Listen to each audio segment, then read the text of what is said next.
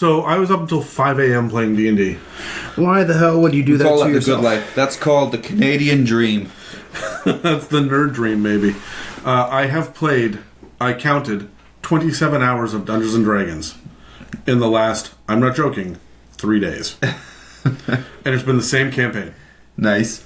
Miek is in town. For those of you who don't know, we've hit record, right? Yeah. All right, so those of you who don't know, I honestly don't know when we're actually being recorded. I think Dan just follows me around with a boom mic half the time. I forget what month we're pretending it is. Yeah, we're Fair enough. I was actually just checking the date, like, is this the one that's being released on my birthday? I'm like, Merry Christmas. And Dan's shaking his head. I'm No, like, further. Easter. All right, so I introduced my girlfriend. She's in town for the summer, which is absolutely fantastic because she's a teacher, right? So she has summers off. So she's come in and we've had a great time, but my entire life has now been taken over by D&D. The reason I'm not playing in any campaigns right now is because, my girlfriend's in town. I don't want to take the time to DM. I don't have the prep time. I don't want to give up a day of... Nope, it doesn't matter. Well, she came to you and said, wanted to play. I'm interested in this D&D thing that's taking up so much of your life. Teach me a little bit. So we rolled up a level 1 tiefling sorcerer, and she's just like, okay, so now what?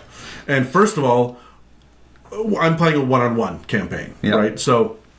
I have 1/4 or 20 to 25% of a party, which makes it super deadly. Right? I'm so glad that there are CR quarter enemies out there. But I threw a bullywug because we just did an episode on bullywugs, right? Not long ago. And I'm like, bullywugs, through a swamp. You're always... You meet in a tavern. Well, I don't have a party to meet, so we're going to be on the open road. Meet a singles bar. Yeah. You're walking down the street right?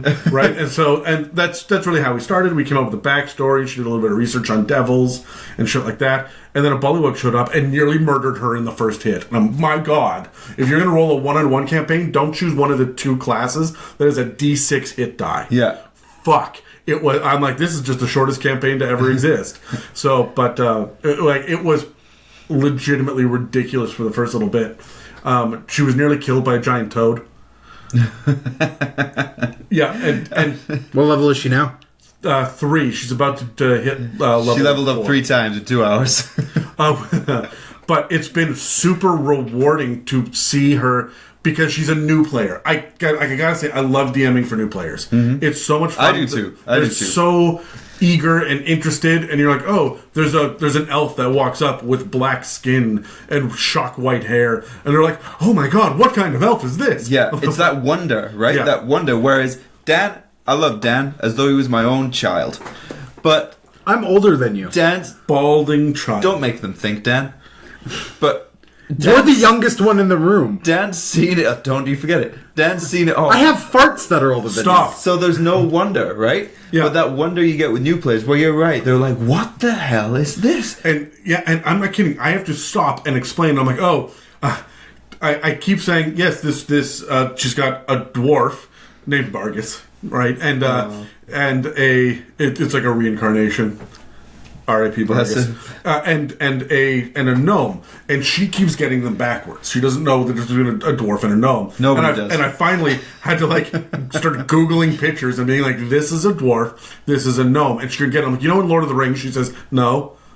Okay. All right. Stop everything. We've got to sit down for 12 hours and watch a movie. But and then we'll come back to... Yeah. But it's funny because I wake up in the morning and I'm like, she's working on a master's degree, right? So she's like, I got a little bit of homework to do. I'm like, that's good. I've still got job hunting and stuff to work on. And so I'm like, what do you want to do in the afternoon? Adam's or an the evening? assassin, by the way, is what he meant by that. We'll go on. And she turns to me and I'm like, do you want to go to a movie? Do you want to go, we'll call a couple friends and go out for a coffee? She's like, do you want to play D&D? I was thinking last night while you were asleep that my character bumped into this NPC and I'm absolutely loving it. She's got a party of 12 NPCs that are all half level. Just collecting followers, yeah. Yeah, like you do in D&D. It's just, I kind of built a party around her. And she's picking and choosing who's coming with on different missions. And it is a load of fun. She just had her first NPC die. Oh. And what happened? We held a funeral. She openly wept. She legitimately cried. I was and I sound horrible because I made my girlfriend cry and I'm happy about it. Yeah. But it was so rewarding as a dungeon master though. to have that amount of invested player interaction. It's great. It's fantastic. We just every once in a while, when we know that we're going to get into something role play heavy, I get her to grab her dice or all her d20s in her dice box, and we go over to the couch and we talk. And every time she tries to do so, I'll roll a persuasion. She rolls one. And we just sit on the couch and talk in character. She's got no acting background. She has no role-playing background. Awesome, It's the single greatest thing. She came to town this year. No spoilers now. Completely green. Oh, on role-playing? On role-playing Yeah. and D&D and all that stuff. Yeah. And it's funny because when I first started talking to her, I had just joined the group with you, Terry, like 4 months before that. Right. And we were meeting like once every 2 weeks and stuff. And I'm like, do I tell her that I do Dungeons and Dragons? Do I come out of the nerd closet for this one, right? And she and I told her, and she's like, I don't understand, but you go have fun. And then it became a weekly thing, and now it's 10 hours a day. And I also have Tuesday groups. I'm doing a podcast. And she goes, I'm starting to hate Dungeons and Dragons, and I don't even know what it is. So now she's like, what day of the week is our campaign going to be on when I go home? Because we're going to like video. Shit, that's such a good idea. Roll 20. I'm looking forward to it. That's such a great idea. So it's fantastic. I've got 1, 2, 3 campaigns on hold, and now I'm sitting here going, I'm spinning up a 4th.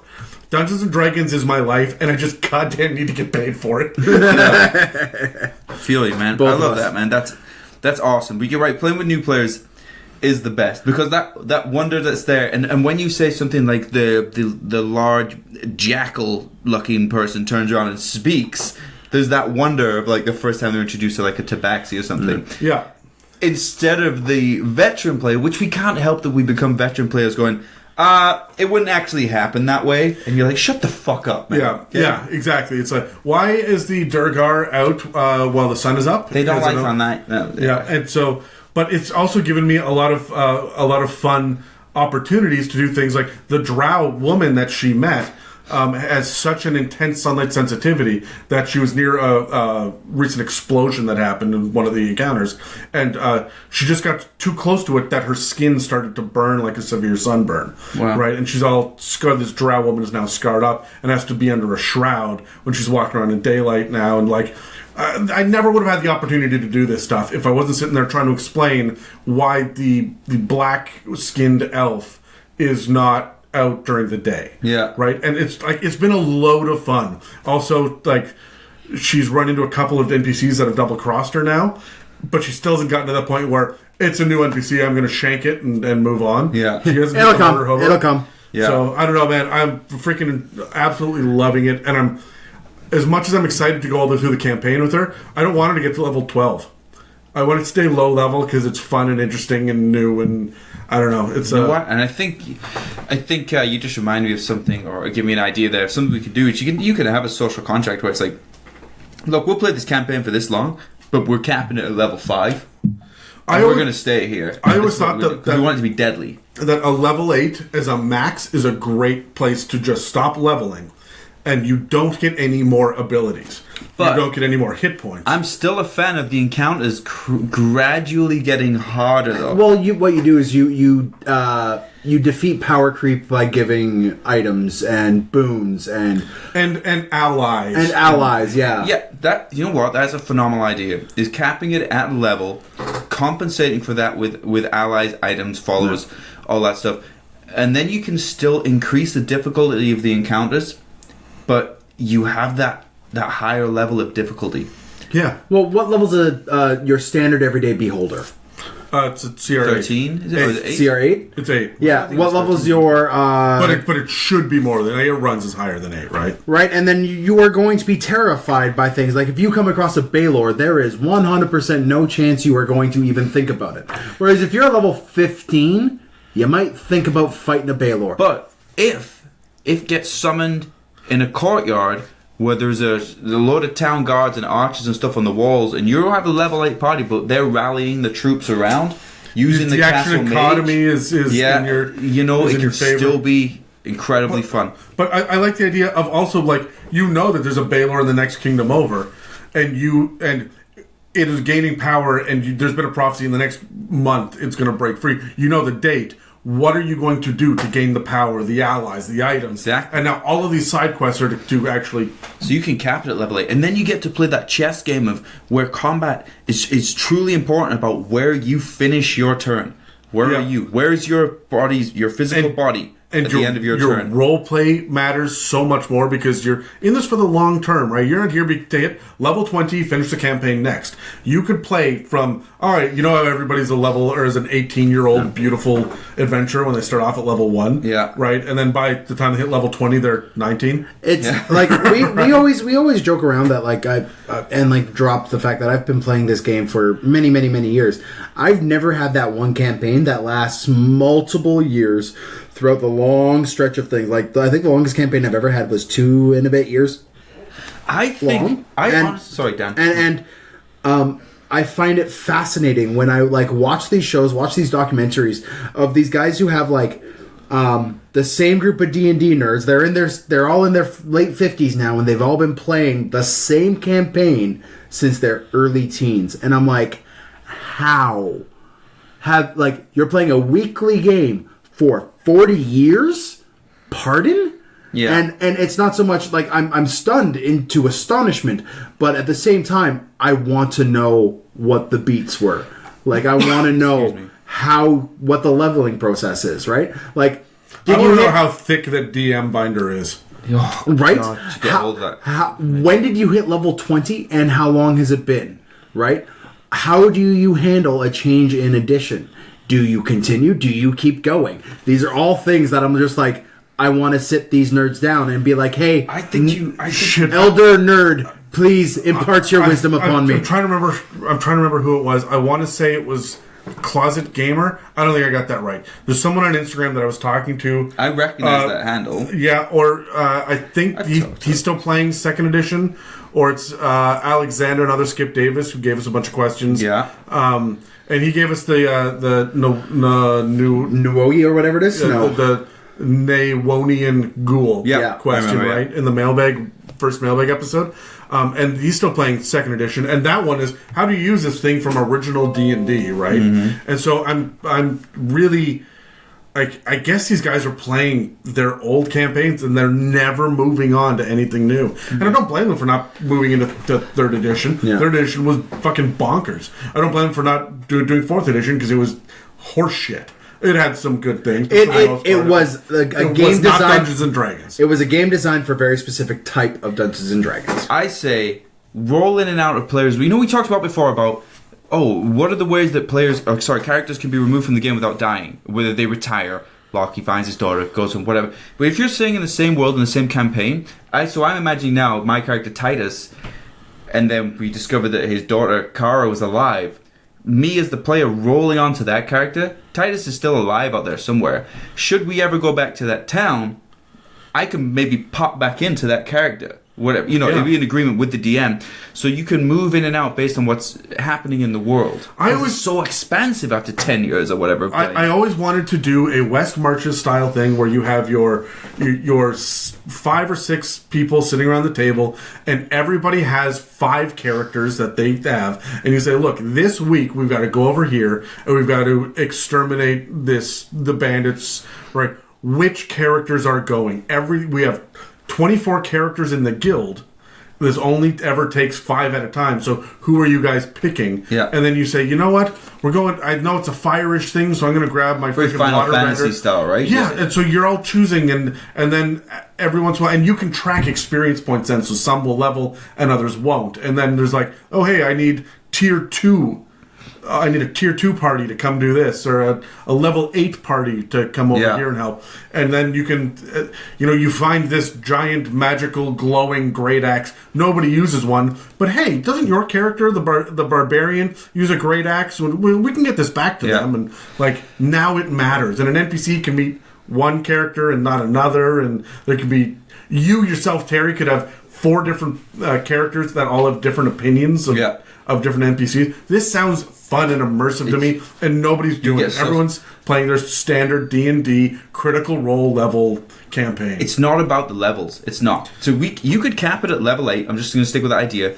and I would still play for yours based on just how we're still getting our rewards. It's based on how you're getting your rewards. You could do like, okay, I keep looking at this Star Wars poster over here, and okay, so the Rebel Alliance, right? Okay, there's something going on over on this planet. So for 2 months real time, we're going to deal with these 5 characters over here and do this. We come to a huge cliffhanger, boom. But at the same time, something was going on this planet. So now we're going to 5 characters over here. We'll come back to this in 2 months real time. And absolutely. So then you have huge cliffhangers everywhere for your campaign. Well, and what you do is you throw in 1 shots, you throw in 5 shots, you throw in... Oh, you murder the party. There's an explosion. Nobody makes her save. The castle crumbles down on top of everybody. All of those characters dead. You got a TPK.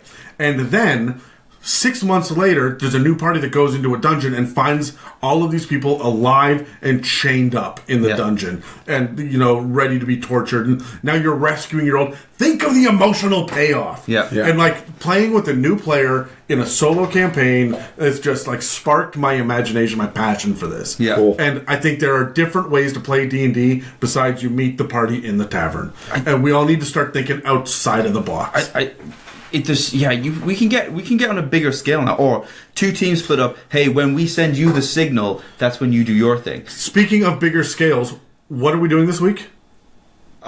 Shoot! Yeah, we actually got to finish this cold open. We got really excited. I'm just looking at my book going. So, when are we going to start talking about dragons? I'll leave it on this. One party says to the other, "We'll send you the signal." The signal never comes.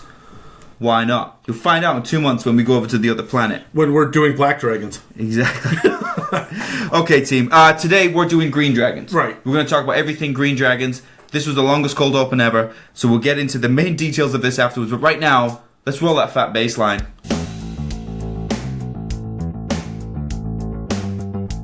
Welcome to It's a Mimic with your DMs, Adam, Dan, and Terry. Tonight we're talking about green dragons. Who's excited about green dragons? I am. Oh, Adam is? Elves. Dan? Read ahead. Well, I have my own notes. I know, but they don't. No, like all right. elves. So green dragons, Terry. Yeah, we're going to get to that. It's my job. I'm the dungeon it's master. more of like a Let Terry speak. Okay. Dan. Green My dragons. God. First of all, I'm going to give you an overview and a little bit of lore and background information on green dragons. From there, I'll go into the traits and the mechanics of green dragons, and then we'll start to roll dice and give our own opinions on things, okay? How does that sound? It sounds like you have a solid handle on this, Terry. And I would like to sit here for the next hour and a half to 2 hours listening to you speak about it. Sure, okay. Occasionally, Dan will cough and or interrupt you. So, green dragons... Verde Draconis. There's one. Fuck me. What did I say there? 2 words? Jesus H. Christ on a bike. You keep this up, I'm a fucking roundhouse kick you in the face. I would be welcome for a roundhouse kick just to see it from our Just to see me try to do it. Just to see you try to do it. I threatened it so many times, Dan got to the point where I was like, I don't actually think Terry can do it. No, I don't think he can. Okay, green dragons, let's talk environment. Typically, we prefer thick forest and cooler environments with very tall, thick, impressive trees. Even the Feywild impress them more than like... Dan, you okay? More than like jungles and bogs and things like that. They're poisonous in nature in their breath weapon, and they're known to be the most deceptive and cunning dragons. So every dragon has its type of horde that they enjoy. The green dragons would prefer not just to take from you, not just to steal things, not just to claim things, but to either trick you into giving them something or to take something that you value, because even though how big and strong and incredible they are, they're very petty in that they just want to know that you worked so hard and mastercrafted something and that they were able to take it from you. It's funny that they're that petty and they're that devious, and yet they're still lawful evil. Yeah. Right? So you'd think that would line up nicely with chaotic evil, but it almost feels a little bit like a devil with an attitude problem. It is like that. It is like that. They're very petty, considering really how impressive creatures they are, and they love intrigue, and they prefer to achieve their goals through guile and double dealing and kind of double crossing. And so we'll talk about this more later. But I think this opens up a lot of incredible social encounters and how you can use dragons in political intrigue campaigns. They are the dragons that are among the most likely dragons to interfere with the humane societies and cultures. They don't stay back and kind of in the shadows and hidden as much. They will actually interfere and fuck with you a little bit more and try and take from you what's yours, your prized possessions. They also like to instill fear too, right? Like that's the other. I think that's their way of doing it. That's their show of force. That's their showboating and their peacocking in the ways that they can do that if they want to. Peacock. There's one green dragon in lore that is actually one of the lords of Waterdeep. Pete's dragon? Runs a I'm ignoring you. Runs a guild of thieves and bandits and desperados out of Waterdeep, and all to build her name and build her wealth. Right? What is her name? It's like 27 syllables long. All right. I can find it out though. Yeah, sure. You do you. Sure, you do. With regards to terrain, green dragons prefer forest-like terrain with thick vegetation, and they go ahead. It's Clogialiamatter. Wow, that also known as Old Gnawbone. Old knob. These were both. I have an old These are both two things that I was diagnosed with post Afghanistan. I think. Old knob. So it is for those looking for a that's Wikipedia a knob bone right there. Article. Go look up Claugialiamatar. I would say that's let's say it's Clogialiamatter. Clogialiamatter? The internet is screaming at us. Yeah. Right now. But, green dragon who tries to influence Waterdeep and Neverwinter. All right, okay. Anyway, because of the terrain that they fight, and they're equally apt at fighting from flying as they are from the ground, and they will typically fight you from the cover of trees, from hidden behind contours of the earth, wooden obstacles, hills. They're not necessarily hunters like white dragons are that we discussed before. They're kind of in and out, almost like a big snake. They're really ambushing. Yeah, right? Ambushing. Yeah, they're using the cover and the terrain around them. So they do prefer forested hills and lairs that would be located maybe on the side of cliffs. But if they're in a very impressive forest and there's big, thick, almost fey-like trees, they'll cut them down and make their own sort of entrance to their lair, using their impressive trees as well, if nothing else is available for them. As far as favorite treasure goes, although they covet treasure like gold and gems and things that all dragons do, it's those master crafted items they would covet. The dwarven armor or the elven bow, something which took a lot of work, a lot of magic and mastery to create. That's their prize, that they can take that from you. This is a common thing with dragons. Anybody, even giants, like anybody that like is trying to hoard items. We saw this a lot with the Yugoloths, the Arcanoloth, the one that they wanted to hoard things as well. And it's more about the prized magical crafted thing, and I feel like this is D&D, the designers giving the dungeon masters the ability to take that magic item from the party and say, here's a side quest.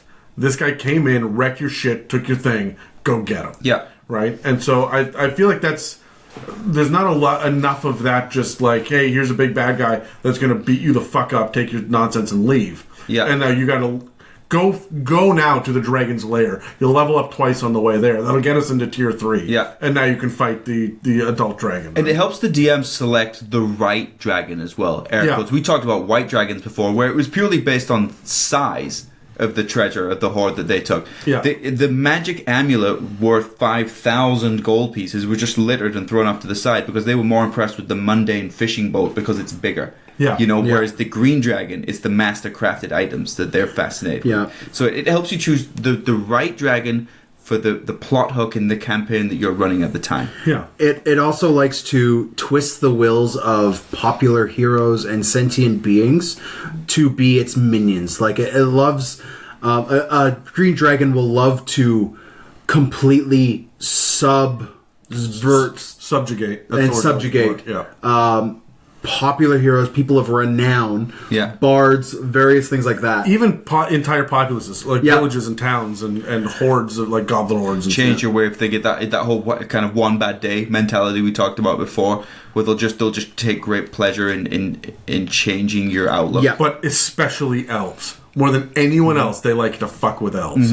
Which makes sense. I mean, forest dwellers, right? Yeah, forest dwellers, but also like the arcane bent to elves, the long-livedness of them. Like, there's a lot for megalomaniacal dragon to be attracted to, twist and fuck up, right? And elves tend to be lawful good, neutral good, depending on what else, maybe chaotic good, but still, like, they're all in the good spectrum. So, like, there's just so much yummy material for a green dragon to fuck with. How about this? Because I always love to hear what happens when a dragon dies. The environmental diffusion of a deceased green dragon results in an area of lush, beautiful, and deadly plant growth. Grasses, trees, and other vegetation, nearly all of them poisonous, grow swiftly to abnormally large size. These areas also touch on the Feywild more often than they do other parts of woodlands. I love that idea. I love it. But I want to stretch that out where the green dragon dies. Yeah. And then underneath it, the forest grows and lifts its body up into the thick canopy. And so when your heroes go up into the canopy chasing something, they come across a green dragon skeleton in the treetops. Yeah. Spread. Yeah. Wings. Yeah, like wings spread out, tail spread, the mouth like hanging open. Yeah. Right. And I think that would just be a really cool thing. And there's a bunch of kobolds or whatever living in the skeleton. Yeah. I think that's a really cool idea. I love That's a really cool, like, entire campaign arc where there are kobolds attacking people traveling through this wood, and they are just living up in the canopy where no one could see them, this massive green dragon skeleton. And that's where they live, and your party has to go find them, go attack them. Then you're dealing with things like, if you fall from the 200-foot canopy, you go smush. Canopy. Continue. So, fucking... I got peacock and but that's canopy. a different environmental challenge you're saying there, Dan, is to now put the woodland or the forest plot hook in the canopy itself. Yeah, I would love that. Yeah. Okay, so let's move on to the stats and the traits and the skills and what have you of the ancient green dragon. Hold on, I got a couple of things. Can I jump on them? Yeah. You talked briefly about how they're almost ambushing, right? Yeah. It says right in, I think it's in the monster manual, where they absolutely love to terrorize and harass, and they will often leave survivors to spread the word, tail, yeah. Right? And I love the idea of you having an adult green dragon that just comes by, fucks up the party, knocks one person into unconsciousness, and leaves. And then the two levels later, it comes in, swoops, and does it again. They cannot fight them at level 4 or level 6 or level 8, right? And it's an adult green dragon, and then finally it comes in and they're level 14 now. And like, no, you know what, bitch? You know what? And now, like, there's this constant harassment that happened as well. So I really love that aspect, and they're also willing to take hostages, which is fantastic. You always hear about the princess that's in the tower guarded by the dragon. This is the dragon. Yeah, right. 100% So anyway, I just wanted to bring that up because I love that shit. And I like the idea of harassment as well. That I'm thinking Suicide Squad Joker. I'm not going to kill you. I'm just going to hurt you really, really bad. Yeah, that's what I'm picturing right here. Yeah. Okay. Armor class 21. Pretty good. Makes sense. They're a dragon. They're nice and tough. Okay. Where are we starting? Are we starting? We're starting ancient and working our way down. I'm just going to go. Well, I'm going to start ancient.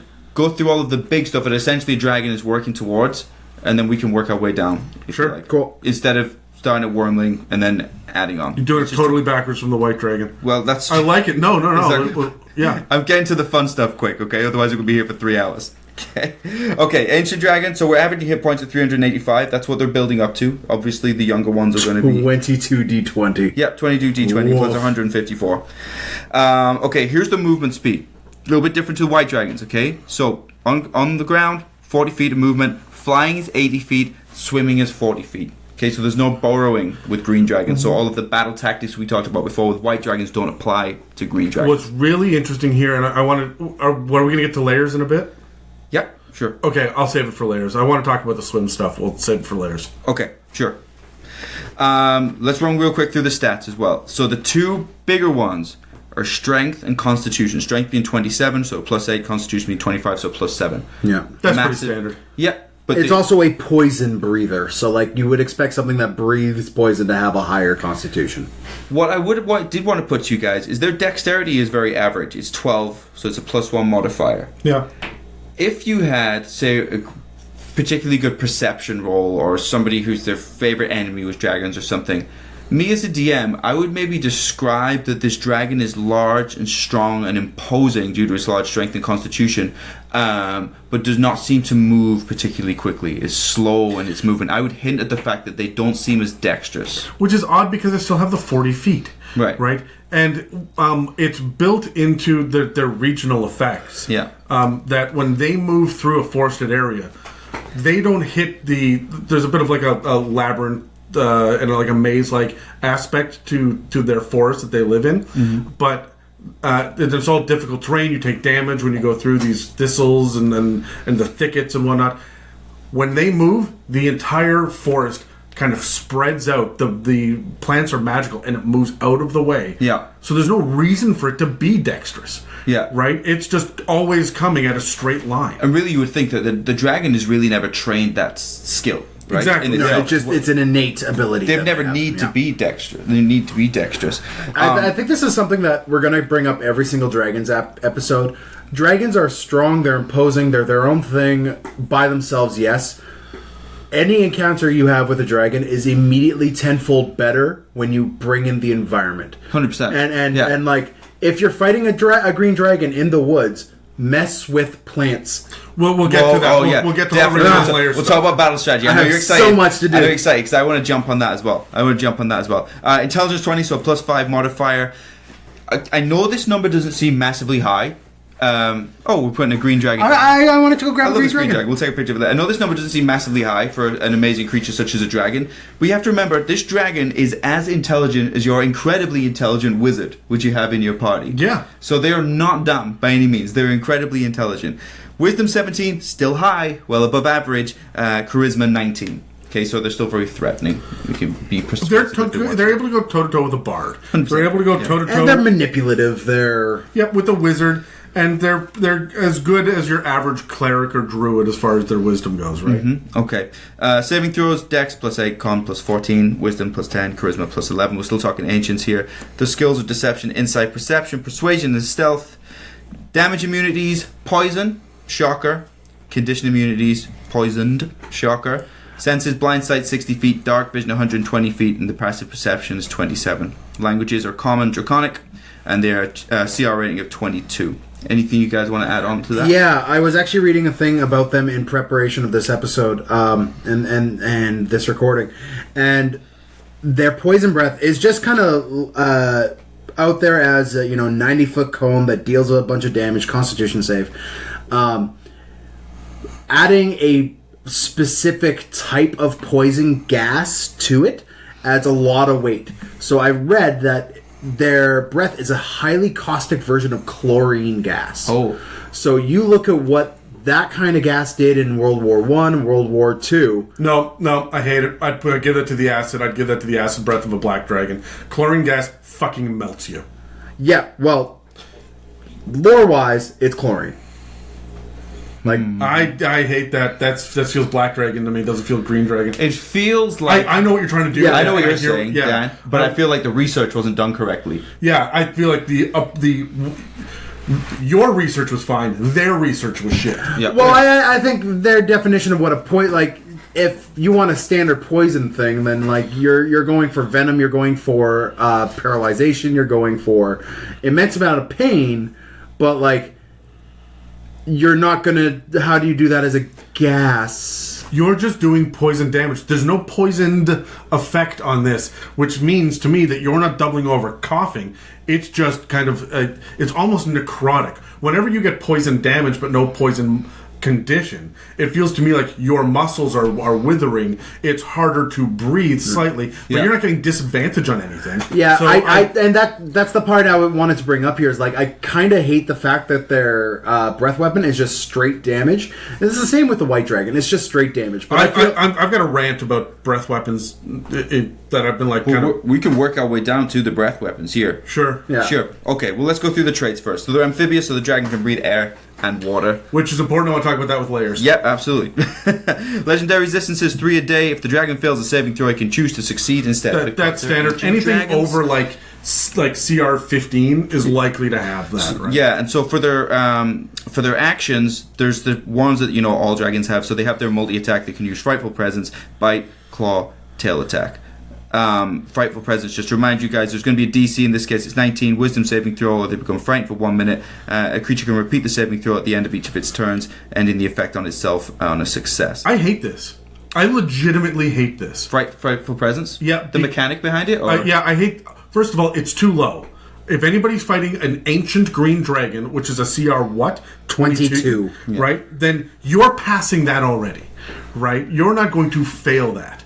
And on top of it, even if you do fail it, you can just save against it, and you don't have to worry about it for the next 24 hours. Yeah. Right? I hate that. That is my least favorite thing about this. You get to roll to save again on your next turn. I hate that mechanic in 5th Ed. Drives me up the wall, and I love it when they don't have it. So on an ancient dragon, I think they need to get rid of that. If it roars, you piss yourself, you run away, come back tomorrow.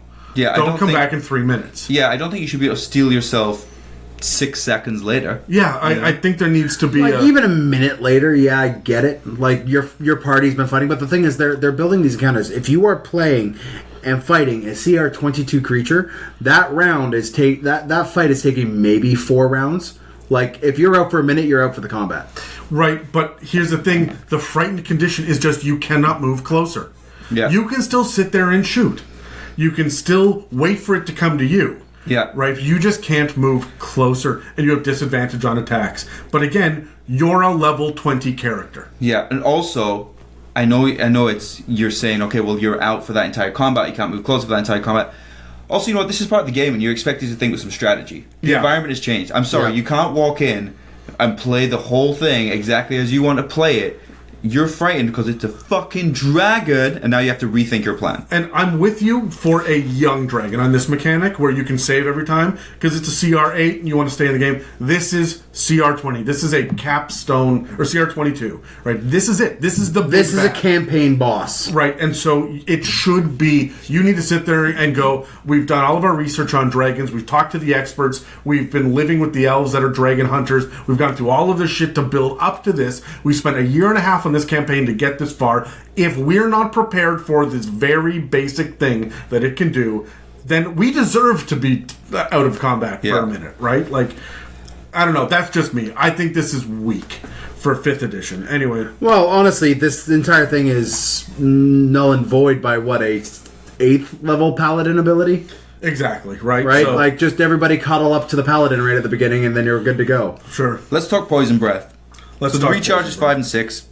So I know that for very new players that's not clear. Basically, every round you recharge. If you get 5 or 6, you roll a d6. Yeah, right? you roll a so d6. you have a 1 in 3 chance of being able to do this. Of being able to do it again. Okay, so the dragon exhales poisonous gas in a 90-foot cone. Each creature in that area must make a DC 22 Constitution saving throw, taking 77 or 22 d6 poison damage on a failed save, or half as much on a successful one. Chaps, thoughts on the Poison Breath weapon? First of all, I wanted to do the poisoned condition. Yeah. Yep. Right, and that's just it. I think if you pass the save, you're not poisoned condition. But if you fail, I think you should. And you still take half damage. Yeah. So like you take half damage and you're not poisoned. I think you should be 100. I think if you can get poisoned from stupid shit in this game, little shit that just poisons you, a friggin' ancient green dragon who's giving you this much poison damage, you would think your body would be poisoned after that. Yeah, I also think the DC 22 is too low. It's a freaking dragon breath. Yeah. Right? I do like the fact that this is a con save. There are very few breath weapons that are con saves. Are usually dex saves, and so the rogues at this point are laughing because they're just not going to take damage. However, so I like that it's con. I might argue that's why it's a little bit lower, because honestly most people are not prepped. Con is not typically very high. No, and the only classes in the game that are going to have super stacked con I never have super stacked con. I'm always your squishy. Barbarians, and then I don't know, your fighter, your paladin. yeah, but they're not going to like have that. stacked con. There's usually 2 or 3. It's like third stat, right? It's like it's their third stat, right? So it still needs to be a little mitigated. If you had a if you had a DC 25 poison breath weapon, your barbarian might be good. Everyone else is screwed. Unless you have a paladin, and then everyone should be fine. Yes, but still, this is an ancient green dragon. This has a higher CR level than you can get levels in the game as a player. That's true. It needs to be that hard. And Stop. We keep talking about, your base stats and whatnot. You're going to have the +3 to con amulet and shit by the time. That's a good point. I think that you are going to be able to weather this just fine. Not to mention how many races, and how many classes are just fucking immune to poison by level 20. Yeah, fair enough. A third of them, there's way too much. So I don't know. I'm out. Here's the thing, though. The DC 22 doesn't seem high enough to me. But then DC 18 for the 19, adult, 19 for the fearful, for frightful presence. No, I'm talking about the adult's breath weapon. Oh, all right. For the young, it's a DC 14. For the wormling, it's a DC 11. Your guys are going to be making this all of the time. It's just not powerful enough. Yeah. At any given time, and it's in the increments of like the wormling is 15 feet, 15-foot cone, and the next one is 30-foot cone, and a 60-foot cone, and then 90-foot cone. You may be able to hit everybody or the majority of the party in one go, but it doesn't matter if half of them are making this save. I would say make the save harder and pull back on the dice a little bit. Pull back on the damage, but do that damage to more people more consistently. Yeah. That's what I would be looking for. That leads to more excitement. I think so. And more engagement. Right? So like, anyway, that's just me. Yeah, Dan? I have a mechanics question for you guys, because I'm looking at this and I'm trying to figure it out. Okay. If they build DCs the same way they build DCs for everyone else, like spell save DCs, it should be 8 plus proficiency plus whatever the stat is, right?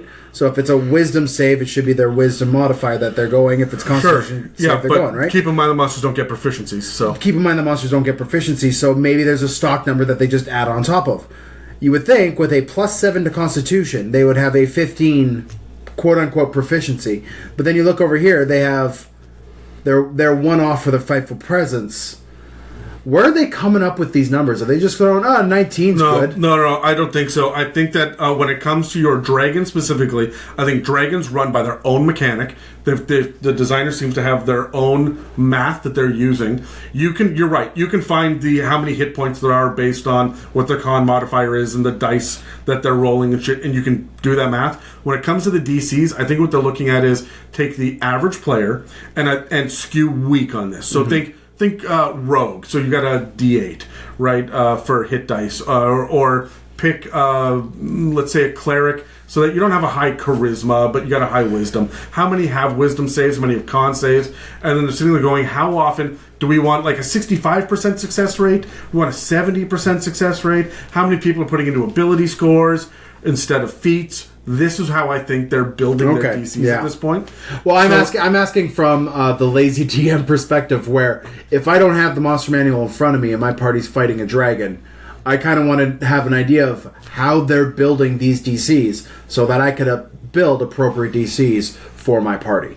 Yeah. So it's just basically guess what your party is, what would be difficult DC for them to make, and throw that at them. Yeah, right? I also feel, though, like they're basing it off of... I think they build the wormling first, and they work their way up.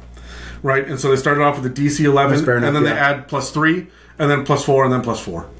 Right? On their DCs. And that's just it. And I think that's how they're doing it. And so that seems to make sense. Should we talk legendary actions? So, 3 legendary actions in every round. So basically, this means that at the end of another creature's turn, you can spend one of these legendary actions, sometimes 2, we'll go into that, to do an additional thing, an additional action. So for example, you can use detect, which is the dragon gets to make a wisdom perception check, or you can make a tail attack, with the stats being in the actions, or for 2 points of legendary action, you can use a wing attack. And I want to talk more about wing attack from my notes later on, but for a wing attack, each creature within 15 feet of the dragon must succeed on a DC 23 dexterity saving throw, or take 15 or 2d6 plus 8 bludgeoning damage, and be knocked prone. The dragon can then fly up to half its flying speed. I'm going to use this later on. That's the same as it was for, not the numbers, not the DC, but it's the same as it was for the white. And I believe that's what it is for all of Ancient Dragons. These are the 3 legendary actions you get, with the exception of the numbers on the save. This is how they work. Right, and I'm pretty sure that's standard. Dan, are you looking it up? Yeah, I'm looking it up right now. I don't know if the metallic dragons are the same, but it's... Detect is weird. Well, it's remember, they got blind sense in like some ridiculous 60 feet of blind sense, 120 feet of dark vision, and their passive perception is 27. And they're going to give you detect on top of that. They want the dragon to know you're there. Yeah. They do not want you. You can't hide from this dragon, is what's happening. Yeah. Here. They don't want your assassin to come in and wreck this encounter in one go. Yeah, so for a legendary action, which is essentially just a free thing the dragon can do on somebody at the end of somebody else's turn, it's going to find you. It's going to know where it is. So if you as an assassin attempted to hide on your turn, stealth versus perception, right? Let's do this. Exactly, exactly. Let's do this. All right. So on initiative count 20, and I think everybody's pretty clear on what this means now, but again, for newer players, if you maybe didn't start listening to our podcast in the earlier episodes, in the initiative order, every time you come back around to a 20 count, this is when you can kick a lair action if you like. And if it ties with another 20 count, this one loses. Yes. It goes after. Yeah, correct. Yeah. Okay, so let's talk lair actions. So, grasping roots and vines erupt in a 20-foot radius centered on a point on the ground that the dragon can see within 120 feet of it. The area becomes difficult terrain, and each creature there must succeed on a DC 15 strength saving throw or be restrained by roots and vines. A creature can be freed if it or another creature takes an action to make a DC 15 strength check and succeeds. The roots and vines welt away when the dragon uses the lair action again or when the dragon dies. Pretty standard, right? It's grasping vines, yeah. Grasping vines. You know, it's grasping vines that hold you in place, okay? Let's try this one here. A wall of tangled brush bristling with thorns and it springs into existence on a solid surface within 120 feet of the dragon. The wall is up to 60 feet long, 10 feet high, and 5 feet thick, and it blocks line of sight. That's with 2 C's, right? That was it. Thick. Man, it's a thick like peanut butter. That's how I like my women.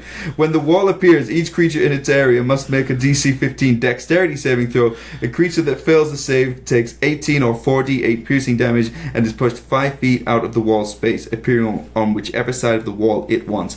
A creature can move through the wall, albeit slowly and painfully. For every 1 foot of wall that the creature travels through, it must spend 4 feet of movement. That's a strange number mechanically for this game, but we'll touch on that in a second. Yeah. Furthermore, a creature in the wall space must take a DC 15 dexterity saving throw on each round it's in contact with the wall, taking 18 4d8 piercing damage on a failed save or half as much on a successful save. Each 10-foot section of wall has AC 5 and 15 hit points, vulnerability to fire damage, resistance to bludgeoning damage and piercing damage, and immunity to psychic damage. Shocker. The wall sinks back into the ground when the dragon uses this lair action again or when the dragon dies. That was a lot of words, but we got the general gist of that there. So basically, do you remember with the white dragons? They had all these ice walls that were popping up. Yeah, they were 30 feet wide and 10 feet. This is 60 feet long, and it does freaking damage to you when you try to go through it. Yeah, and it slows you the fuck down. And it's hella hard to get rid of as well. Yeah, and this seems brutal. That it's going to do an average of 19 damage every time that you try to go through this. What do you think of the 4 feet? The 4 feet I like because, mechanically speaking, so you use 1, it costs an additional 4. Is if you have 30 feet of movement, we're going to call that, divide by 5, we're going to call that 6 squares, okay? Yeah. You use 1, it costs 4, you're down 5. You get to the other side of the wall, you've taken 19 points of damage on average, and now you get to move 5 feet. That's it. So your action, you know that shit's happening on the other side of this wall. You can hear it. You can perceive it. Someone's using message to be like, fuck, get over here, help, I need. And you're just like, oh my god, okay, here I come. You're a fighter. You're going to blast your second wind anyway. Through you go. And now you have 5 feet of movement to get close to be able to interact. I'm okay with that because it lets you get out of the wall. Yeah. Right? Unless, of course, the wall is, there's 2 walls back to back and now they're 10 feet thick and now you're screwed. Yeah. Right? Like, I'm okay with that. It's a weird mechanic. If it was 5 for every 1, then that's too much. If it's 3, it's not enough. Yeah. You're right. It's an odd number to see. We don't see a whole lot of like 1 per or 4 per every 1. I don't know. I'm fine with it. Yep. I think that it works as long as the DM can think about it ahead of time and can accurately describe it to the players. Yeah. And it's easier if you break it down by, look, each square is 5 feet. Right, and like if anything within 5 feet of you, we're always using 5 feet as a general rule. So you have an extra 5 feet of movement when you get through the wall. Yeah. So I'm into it. That's fine. Whatever. Dan, you good with it? I'm good with it. It's the next one that I find the fuckiest. Okay, let's take a look at this one. This one's not nearly as long. Magical fog billows around one creature the dragon can see within 120 feet of it. The creature must succeed on a DC 15 Wisdom saving throw or be charmed by the dragon until initiative count 20 on the next round. Strange. See a green dragon pointing at it and be like, no, you're Batman. What? No. Well, it's a cloud of fog, and then they sit there and they're charmed. No. How I would run this is the dragon turns you around and gets you lost. Yeah. That's it. It just removes you. You go your full movement. You dash. You turn around and run. Yeah. Right? I mean, would it be better if it was confusion based? Honestly, more than anything than charm. So the way I read it is, it has a very Fey feel to it. This is something that would happen in the Fey wild. So it's I would throw a little bit of maybe a confusion to it. If I was to build it differently, I'd Okay, so here's my question. Let me paint a scenario. Gentlemen, let me paint you a word picture. Please. It's initiative roll 20, you fail your save. Okay, now it's your turn on initiative roll 19. You're charmed, but it's charmed, which means you have to be convinced of shit. The dragon hasn't gone yet, so what do? Nothing? You don't react differently? Yeah. The dragon goes on initiative roll 18, tells you to do something, and you're like, okay, I'm going to do that then on my next turn, but then it wears off by the next initiative roll 20. And so this charm effect means nothing. Yeah. It's only effective if the dragon goes before the player. That's strange to me that they would include this. And also, why charm? Shouldn't it be poison? It's a fog. Yeah. Right? The breath weapon is gaseous. Yeah. This, and if you're going to make an argument that the breath weapon does not give you the poisoned condition, this fog should then give you the poisoned condition. Okay, and I'm into that, right? Like, yeah. I don't know, this is a weird one for me. Anyway. It is, you know what, this is strange. It feels out of place. It feels out of place, Dan. You're exactly right. I don't say that very often. I should say it more often. You're an educated man. You know what you're talking about. Sometimes. Okay. Should we do regional effects? Sure. I enjoy regional effects with dragons. Okay. How about this for a regional effect? Are regional effects a new thing? I feel like a new thing. I think they had them in 4th edition. My big problem are... You know what? Hold on. Let's do regional effects. We'll get into this. Okay, so the region containing a legendary green dragon's lair is warped by the dragon's magic, which creates one or more of the following effects. Are you ready? Here's the first one. Thickets form labyrinthine passages within 1 mile of the dragon's lair. The thickets act as a 10-foot high, 10-foot thick walls that block line of sight. Creatures can move through the thickets. With every 1 foot a creature moves, costing it 4 feet of movement. We've been here before, right? A creature in the thickets must make a DC. Yep. DC. Blah, blah, blah. Next. Save throw a blow. Okay. Next one. Within 1 mile of its lair, the dragon leaves no physical evidence of its passage unless it wishes to, because the plant's part, right? Yep. Okay. Tracking it there is impossible except by magical means. In addition, it ignores movement impediments and damage from plants in this area that are neither magical nor creatures, including the thickets described above. The plants remove themselves from the dragon's path. So you're going to talk about plants later, right? So you got to remember that, hey? So this also means that now your ranger's useless. Well, tracked by magical means, right? So the ranger's useless, but the ranger got a bunch of tracking spells as well. Yeah. Hunter's Mark will still work, is the point. Okay. Next one. Final one. Rodents and birds within 1 mile of the dragon's lair serve as the dragon's eyes and ears. Deer and other large game are strangely absent, hinting at the presence of an unnaturally hungry predator. The way I would do this, sorry to just jump in before you guys there, is if you were, say, going through a thick, expansive forest for a long time and you were using your ranger to find you food, that there's no longer any available food. Yeah, I also like the idea of, you know, that you're heading in towards this, and so there's like, oh, you hear the birds chirping, and you get up in the morning, you see a chipmunk, and then the moment you get into the green dragon's forest, all of a sudden there's no more noise. You can see the bird, it sits on a branch and stares at you as you go past. And then in the distance there's a rabbit. It looks at you. As you approach, it turns around and runs away. Another 40 feet, turns around, stops, and watches you, as if leading you further through the thickets. Yeah. Here's my problem with this. Regional effects, it says the words for a legendary green dragon. The fuck is a legendary green dragon? Yeah. Do they mean ancient? Do they mean adult? Because they get legendary... I don't know previous editions, but was legendary, did that mean ancient at some point? Nope, no, it's been ancient. It's always been ancient. So I think that's just flavor text, which means to me that this works on everybody. Which means the regional and lair effects, and here's my beef, is equally effective for a wormling as it is for an adult or ancient dragon. No, Dan? No, a legendary creature is something that has legendary actions. So if it has legendary actions, it's fine. So you're young and you're where is that in the rules is written? Or you just No, I'd have to find it out. I do remember reading something about that. Like, there are certain creatures that are legendary creatures, That's and a good these argument, creatures have legendary actions. That's why your ancients and your young and your adults have these legendary actions. That's why certain vampire lords have legendary actions. Okay, I'm into it. If we can find that, we'll post it. Okay. Yep. So, note to self as we're listening to this later: find that and post it. Yes. But one of the things that I just want to touch on is, why do we not get tables that say, "Hey, look, the wall is 20 feet long for a wormling, 30 feet long for a young, 40 feet long for an adult, and 50 feet long for an ancient." We've got tables listed all the way through the rest of all of these books. Why do we not get them for lair actions so that we have scaling, right? It's 1 mile for an adult, but it's 3 miles for an ancient. That seems more interesting to me. Well, right? watch this space. Maybe we can help people out with that. Yeah, because sure. that's a great idea. Okay, we waffled on for a little bit here. Well, we haven't touched the adults or the youngs or the wormlings. Well, we could go through those if you like. I mean, it's just the ancients we know is just building up to this stuff. Yeah, I kind of want to touch on a couple things. Do you mind, Terry? Can I hijack for a sec here? There, again, except for the numbers, there is no difference between an ancient and an adult dragon. That still seems super fucking wrong to me. Right? We talked about that in the White Dragon episode. The only difference, there's no new powers between adult and ancient. It's just the raw stats.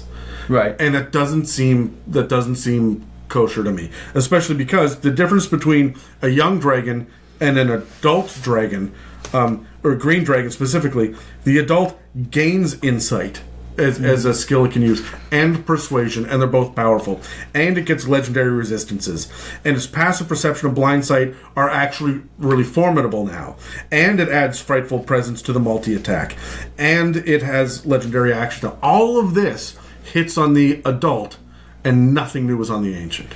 And we said it before with the white dragon. There needs to be some kind of new, incredible, exciting change. And right? You even get it between the wormling and the young. When it goes from a wormling to a young, it gets faster.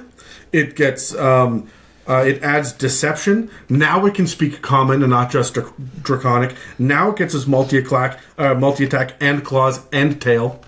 Right? There's all of this shit that gets added on at every level here except ancient, and that's the one we want to fight. Yeah. Right? So this is when, if I'm looking at ancient, this is where I want my lair actions to definitively be a part of this. But again, as a player, if you're in the lair, you've done something wrong. Yeah. Right? So how are we doing this? Like, what do they want us to do with an ancient dragon to make it more magical, more legendary, more amazing, more awesome? Did you find the legendary creatures? That's the right word, more legendary as well. What's so great about ancient compared to an adult?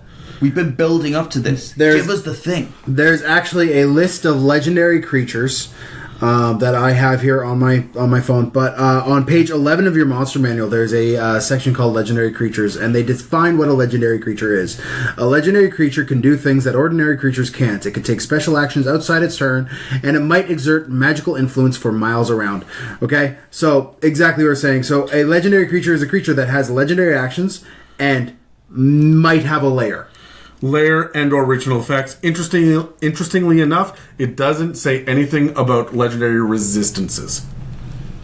No, it doesn't. So it's specifically the legendary actions, the ability to go on someone else's turn. Right. That's what makes it legendary. That's okay, good. Cool. Thanks for the clarity. I think that's actually going to be really helpful to listeners, because that wasn't clear to me before. That looks like a long list. That looks like a long list, so I'm just going to sample this real quick. It's things like Aboleth, Skull Lord, Death Tyrant, Demi-Lich, Kirines, for a good version of this, right? Face Huggers. Dragons. Tarrasques. Dragons. All of the dragons. Certain versions of Gith. Not all of the dragons, all of the adults and ancients. All of the adults and ancients of all of the chromatics and metallics. Demi-Liches. Like, sure, yeah, demon lords, like, it's that tier of monster. We're talking tier 4. Yes. With the exception of a handful of, like, a beholder gets lair actions and shit, right? So, anyway. Okay. Let's talk about some stuff we can roll dice on. Let's actually get to topic 1 of the conversation.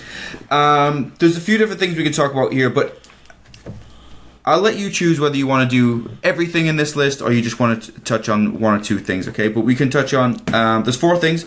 Your favorite mechanical aspect, your favorite tier for combat specifically, your go-to combat maneuver, the green dragon, and if you have an unorthodox usage of this dragon, that could be interesting as well. But I'll leave it up to you guys which one you want to explore. Okay. Sure. All right. All good? 1, 2, 3. I'm going first with a 10. I'm going second. As is tradition, I am coming last. Hot. That's hot. Thank you. Would you like to look at my notes? So you might understand it. I also have written fuck elves. Yeah, I have fuck elves in mind as well. One of the things that I want to just kind of hit on, because you didn't list one of the things I could talk about, so I'm gonna throw it in. Yeah, I'm gonna throw it in if you don't mind. The tiers that I want to use on this. I want to use tier 3.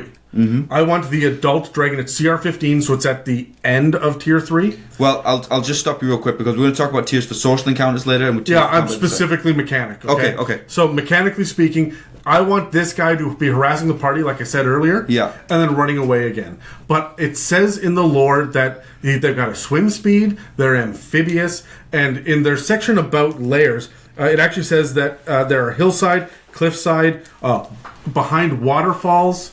They can camouflage it with vegetation, or it can be underwater.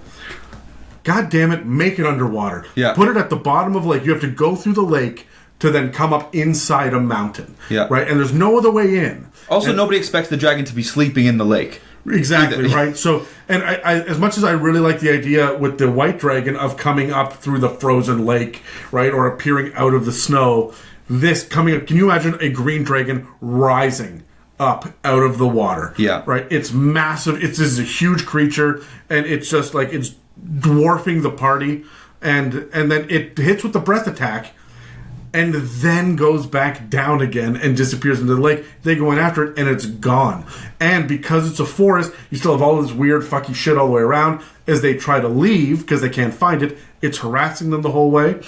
These plant walls underwater.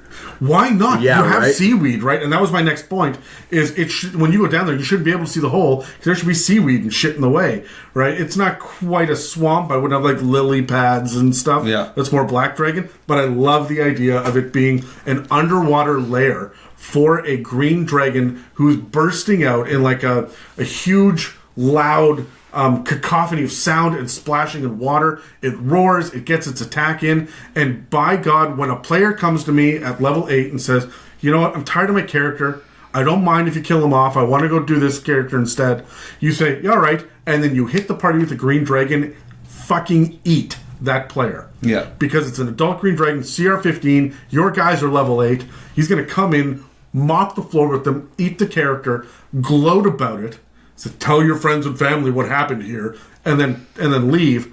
And now he's going to keep harassing. This is who's attacking the farmstead, right? Yeah. Of your players, just to add that insult to injury over and over. Not killing everybody. We're just going to ruin your crops with my poison breath. Now what are you going to do? Enjoy the winter, bitches. Yeah. Right? And this is what a green dragon is for me. And I want that level of hit and run, hit and run, hit and run over and over again, so that when they finally hunt this thing down and they're like, hey, you know what? We're level 15. It's time to end this nonsense. We've been working on this for months, and they get there, and it is the environment that's the issue now. Yeah. They prepped for a dragon, but they got a lake, they got thorny walls, they've got a maze, they've got the dragon is able to pass through the walls, the wall opens, the dragon flies through, the wall closes again. How do you combat that? Yeah. This is the mechanic that I want to make a dragon scarier, and now this goes from I said this before, Lair Actions take it, if you're smart with it, can take it from a CR 15 to a CR 17. Yeah. From a CR 8 to a CR 10. Yeah. Right? Your environment is so key. So there's my answer, guys. Yeah. Is my mechanic, everything that's based around how to use a green dragon in combat is the hit and run mechanic. The white dragon was a hunter. This guy is keeping tabs on the party. He knows where you are and what you're doing. Every time you get a victory, he's going to show up. Mm-hmm. He's going to wreck house. He's going to take your shit, and he's going to leave. Oh, you just got a +3 longsword? No, you didn't. It's over here now. Mm-hmm. Come get me. And you can't. You just can't. Yeah. Right? And that is going to infuriate your players. Don't do this to every table. Yeah. Right? Then you're going to piss off some players. But this is how you build a bad guy that is worth killing. This is a big bad evil guy that is a perfect cap to tier 3. Yeah. Dan, I think you were going second. Yeah, I honestly, I was kind of on the same page with Adam, where I love the hit. I'll just give you some positive reinforcement. That was great. Thank you, Terry. Yeah, I do love the hit and run tactics with these guys. I love the fact that they are going to play on the weaknesses of the party, and they will spend the time to figure out what the weaknesses are before they exploit them, right? Whether it be not even of the party, but of the region. They will exploit the weaknesses for their benefit, and they will take pleasure in doing it. So I in terms of a mechanical thing, I would really lean heavily on this charm fog. And like in the lore here, it says like they like the servitude of several sentient creatures. There's a couple weird ones in there. Like the ettercaps? Ettercaps. That's like, weird. Why are ettercaps Those there? are spider people. They're spider people. So, okay, expound on that. If they're enslaving the basically, if you boil ettercaps down to the basic level, they're spider shepherds.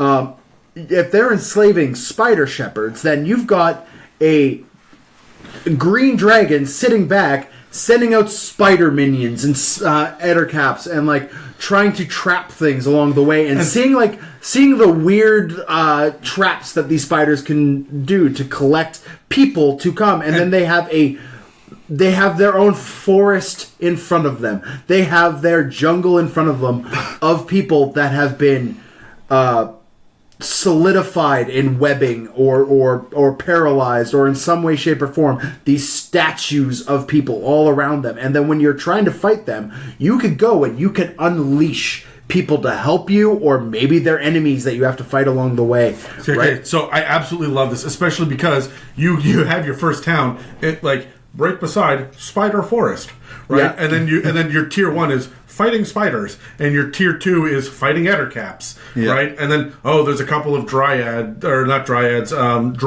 yeah, right? That are there as well, because there's a little entrance to the Underdark you have to close up, and there are drow. Spiders, and they think they fixed it, but no. No, they have not. Yeah. There's a green dragon pulling the strings on all of this. Yeah, and they also love to enslave UNT and elves and all these other things to their own whim. So, there could be a elf that is rallying against fighting this thing, but it's actually duplicious. It is on the side of the dragon, and it's leading your party towards doom. Now you've got a important NPC who you would trust because of all the lore supporting the fact that this elf is in the right for hating dragons, and dragons hate elves, but now you've got this one elf who is the main agent for this because they've dragon. just been broken just through harassment. Broken and harassed. You could also do the things it's got the daughter. I mean, Elrond is working for it because Arwen is a hostage. Yeah. Right. And for hundreds of years. Yep. Yeah. Exactly. So that's what I would do with a green dragon. I love that. I'm going to touch on mechanics a little bit because this is something which I think gets overlooked. This is purely from a tactician's point of view. In combat, this dragon has a cone attack. And a legendary action I think that does not get used enough is the wing attack.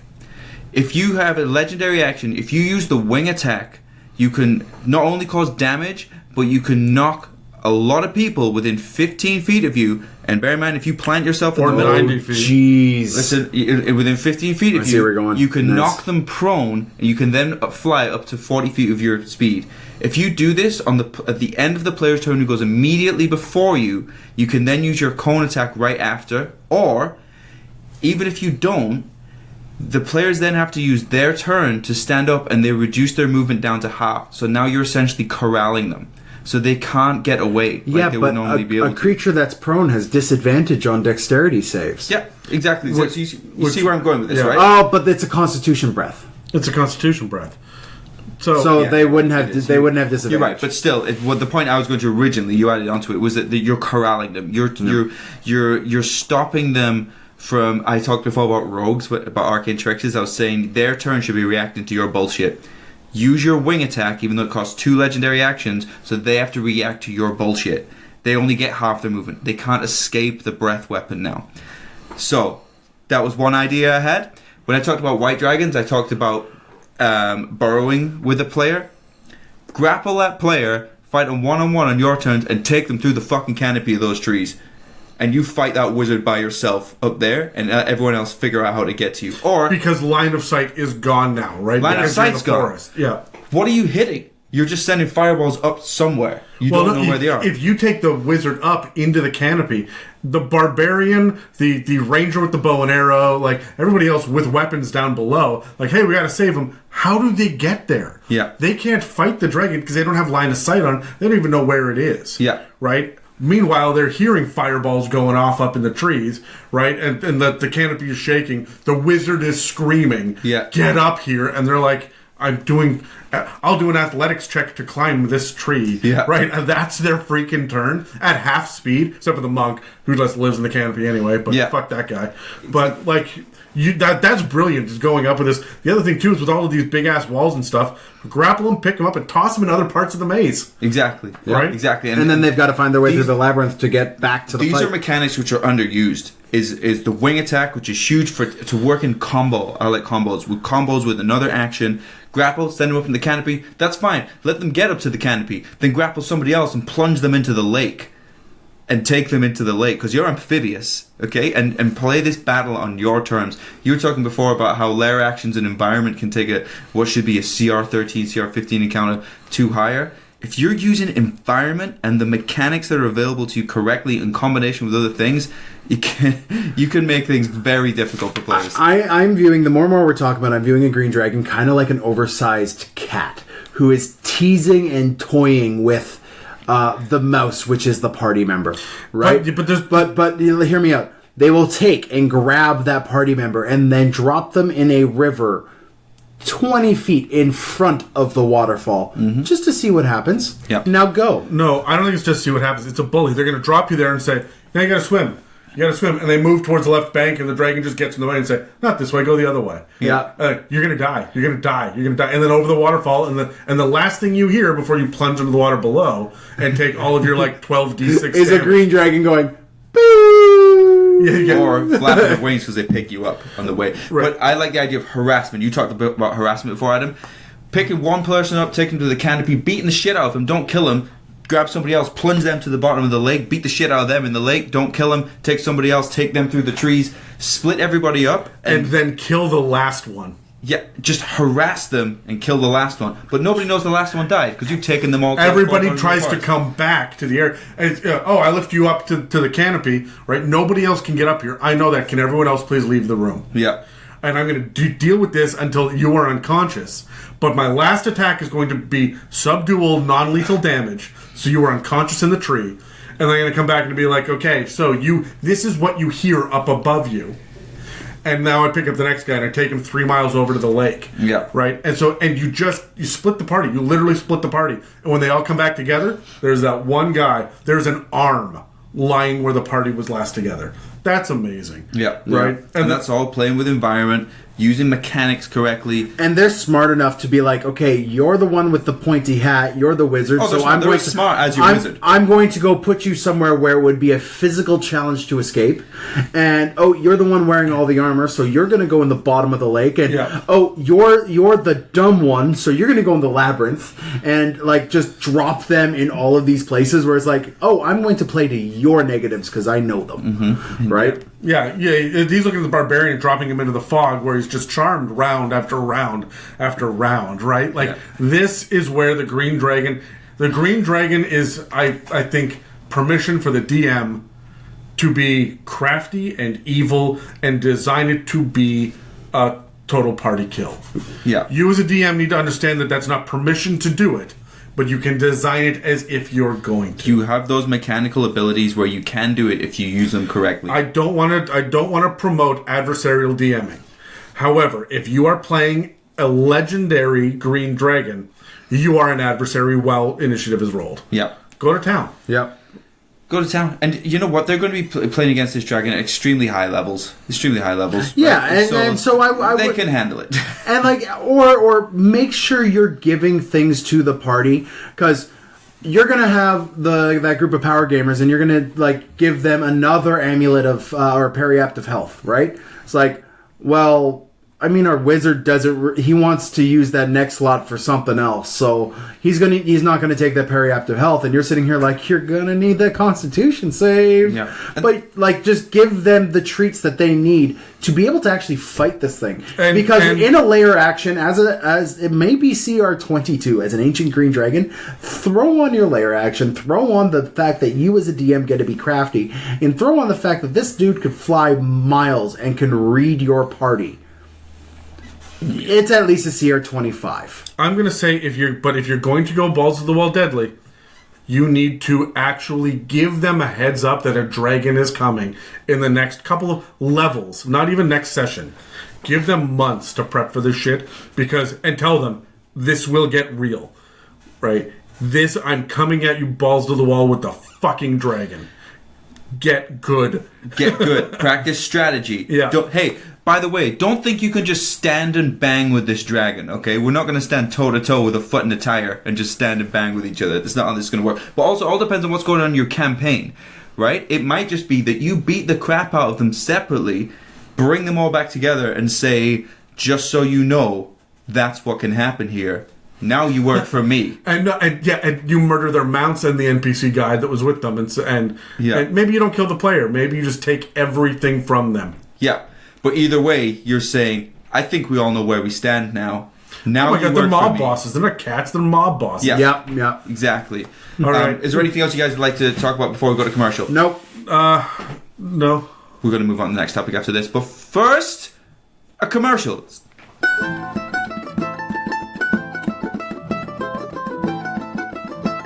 How cool would it be to hear your company name on this podcast? Pretty stinking cool. It's a Mimic is ready to take our show to the next level. We want to partner with other awesome businesses to share your brand with our listeners. Please email us at info@itsamimic.com for advertising information.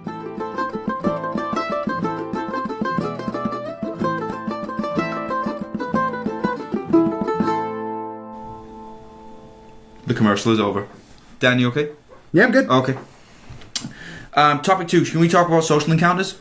Well, I think we kind of did a little bit as far as the mob boss, but I've got more to say. I've got more to say on that as well. Right, cool. I've forgotten which die is mine. It's that one. The green one, because we're talking about green dragon. Yeah, dragons. we didn't mention this. We're all rolling green dice for the green dragon fucking episode. Nightmare. Yeah, they're all identical too. All right, so 1, 2, 3, go. Come on, green. You don't that's my second now. time.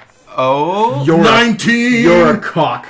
You are a cock. You hit my die every freaking episode. That's the second time tonight you've hit my die but failed to change the number. We got to reroll because we tied because he's a cock. I'm just collateral damage. I get a 19. Okay, 1, 2, 3. You knocked me from an 8 to a 12. I'm going last. Yep. All right, so what are we talking about here, Terry? I'll throw some talking points out at you. You can talk about your favorite social or environmental trait, your favorite tier for social encounters, specifically a standard social encounter, if you want to discuss those in more detail, or maybe the allies and expectations of the Green Dragon or the Green Dragon-based campaign. So, here's what I want to do for a social encounter. I'm going to build my mechanical one. What, am I getting too far away from the mic? Yeah, it's going to create an echo. You're loud enough, but it's going to create an echo. Adam, we're actually getting complaints that you're too quiet on the podcast. Don't you dare. Ladies and gentlemen, this is Adam speaking, and I would like you to know that I'm far closer to the mic. Can it fit in my mouth? Don't, please.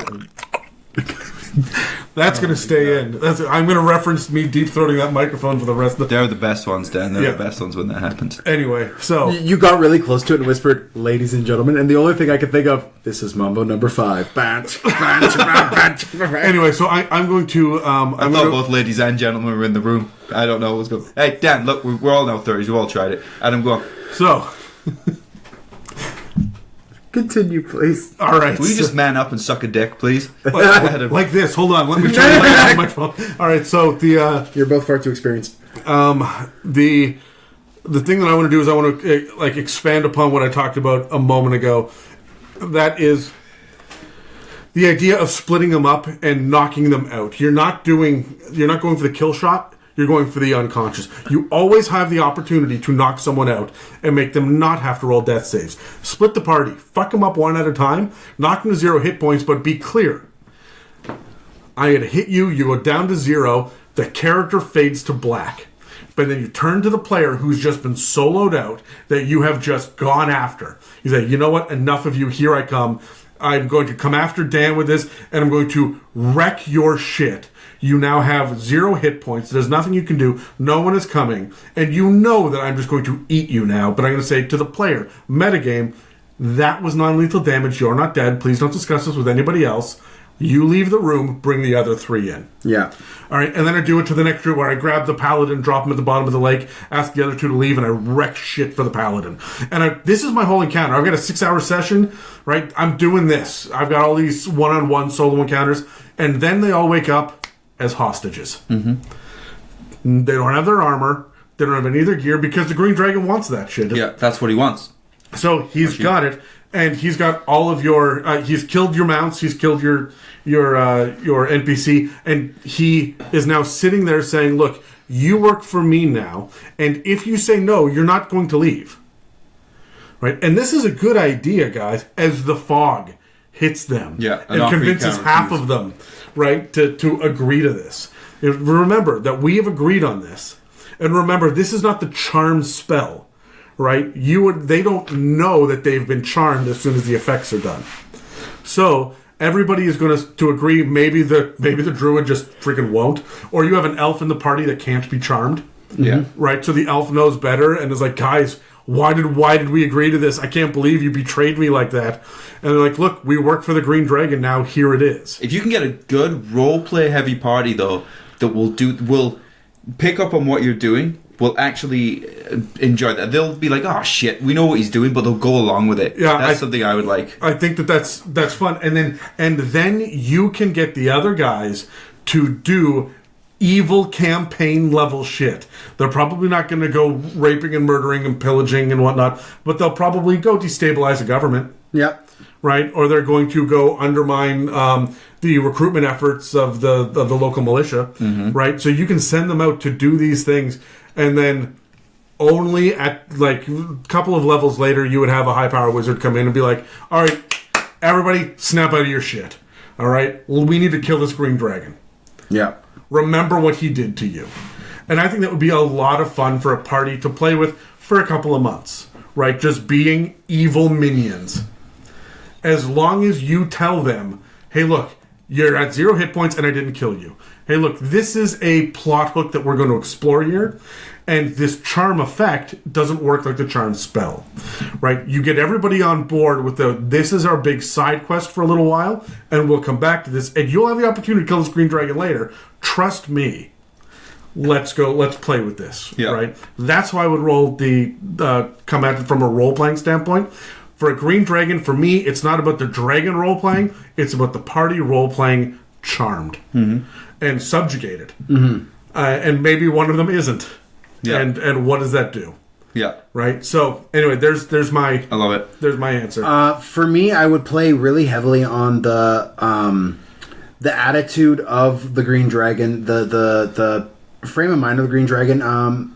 There's a little passage here that says, when dealing with things that he thinks he is above in every way, shape, or form, he is smooth, sophisticated, I love that, yeah. and honey-tongued. But if he's talking to another dragon, he is loud, crass, and rude, especially if dealing with the dragon of the same age or status. So my entire... You call that ego. Yeah, right? Is. So you have a severely egotistical dragon sitting here, and say he has taken the party or taken a local government in his sway, enthralled them to his own whim, and now that dragon is using that party specifically to take out another dragon who is imposing on territory, who is imposing on they're hyper territorial because because you look at the swamps of a black dragon, you look at the tundra area of a white dragon, or the mountains of a red dragon, not to mention all of the metallics out there. Forests infringe upon all of these areas. Maybe not so much the desert for the blue dragon, but everything else, right? Mm-hmm. Where you have the forest area. So there are power matches and struggles all of the time. Exactly. So I would have your one green dragon having even like beat up the party just in order to be like, listen, I understand you guys are powerful adventurers. You don't got anything against me. But listen, I'm going to give you things from my horde. I'm going to equip you to take out that one. And if you do it, I'll let you go. But if you don't, you're going to end up like this forest of statues of people behind me because I've got these creatures. Like, I've got a pet Medusa over here who's just going to turn you to stone. Right? There's nothing saying that this guy won't do that. And then your party is going to be playing, if you're a good party, and he sent you off towards, say, a black dragon who's slowly corrupting the forest into swamp with regional effects, and these two dragons are butting heads. You're now going up to a black dragon and trying to convince a black dragon to not just completely destroy this party, but maybe play a middle ground and have the two dragons fight. Right? And play that. That's what I want to see. I want to see dragons interacting with dragons. Far too often, dragons are they're singles. Smog. They're smog. They're a single set piece. Yeah. Why not have, your party absolutely hammed? Let's not say that they're charmed, but absolutely cowed by the dragon. Go over to the black dragon. The black dragon goes, "You saw that guy. We're gonna play some tricks here." Yeah. Right? Because black dragons are conniving and sadistic and whatnot. Right? So they're going to come at this territorial dispute in a different way, and that's your campaign. Yeah. Is your party trying to take down both dragons because they're both evil dragons, and you have a good party. I love that, and I'll tell you why. Because I was loosely designing a campaign based on. I said I take ideas from history. In the UK, I don't know if you guys have ever seen. You must have at some point. The Welsh flag has a red dragon on it. The story is, and someone might out there correct me if I get some details wrong, that red dragon is symbolic because the Welsh red dragon killed the English gold dragon. And so I had this idea of these two ancient dragons on the same island in Great Britain leading their armies against each other. I wonder if that's why red and gold are the two highest powered dragons. It may be. I can see it, yeah. It comes from European folklore and stuff. Of these two red and gold ancient dragons leading their armies against each other in Britain or a place inspired like that. So I love what you're going for there because I think there does need to be more interaction between dragons. Hyper-territorial, fantastical creatures who are very much aware of each other because they're all legendary in their own way. They all know of each other and that each one thinks they're better than the other one. Yep. And there's no reason why the green wouldn't have like a wizard on retainer that it just sits. In fact, there's one green dragon in lore that ate a age wizard, like a wizard that specialized in like sapping life from things, and by eating it gained that ability, which is a weird thing that I love that's not mentioned anywhere else in the lore that they might have this ability. Yeah. But why not have him eat a thing that is like able to grant boons to the party and be like, hey, you did good this month. Know what? Here's a boon. I think we're all thinking along the same lines. And what I would like to put across is because I like good puzzles. And I think puzzles are sometimes looked at as too much of like, oh, this square peg, square hole, what number matches up, whatever. You can make puzzles in social encounters. So I think you can introduce an adult or an ancient green dragon specifically in early tiers because their goal is not necessarily just to kill your party, but to use them, to manipulate them, to deceive them. And this should be the puzzle. How do we overcome this? Or the townsfolk send you with the boon or the tribute for that month to the green dragon, and he says, that's not what I wanted. Now what are you going to do for me? Or that's not enough this time. So you can make puzzles in these social encounters, and it will be terrifying. Because they know they will not win. I just love the idea of like a massive, like, barn-sized dragon, mall-sized dragon sitting there like slowly spinning a clawed finger in a lake, saying, I've just decided that isn't going to be sufficient. So, how many children do you have in that village? Yeah. I'm feeling like I want to eat some youth. I'm having issues with this black dragon, so I need you to handle. So, basically, in order to win the encounter, air quotes, combat is not an option. And I think this makes the exploration side and the social side of the game, you have much more options with this particular dragon. Cool. Yeah. Guys, anything else we'd like to add before we touch on the giveaway and we give our shout out? No, I'm pretty good. There's so much you can do. This guy is he's a megalomaniac. He's a liar. Conniving. Yeah, he's Jafar as a dragon. Yeah, right? Like, and I'm into it. I love it. I think the other thing actually, you know what? I'll touch on to the next thing. Yeah, I think I'm good. Yeah, yeah. And remember, the goal is not necessarily to kill the party with the green dragon. Probably not. If anything, to use. No. Yeah. The goal is to subjugate the party with a green. Yeah. Which will piss off the party more than killing them will. Exactly. Yeah. Which is fantastic. Yeah. A white, like we talked about white dragons. A white dragon's going to kill you just because you showed up. You know, that's not going to happen with the green dragon.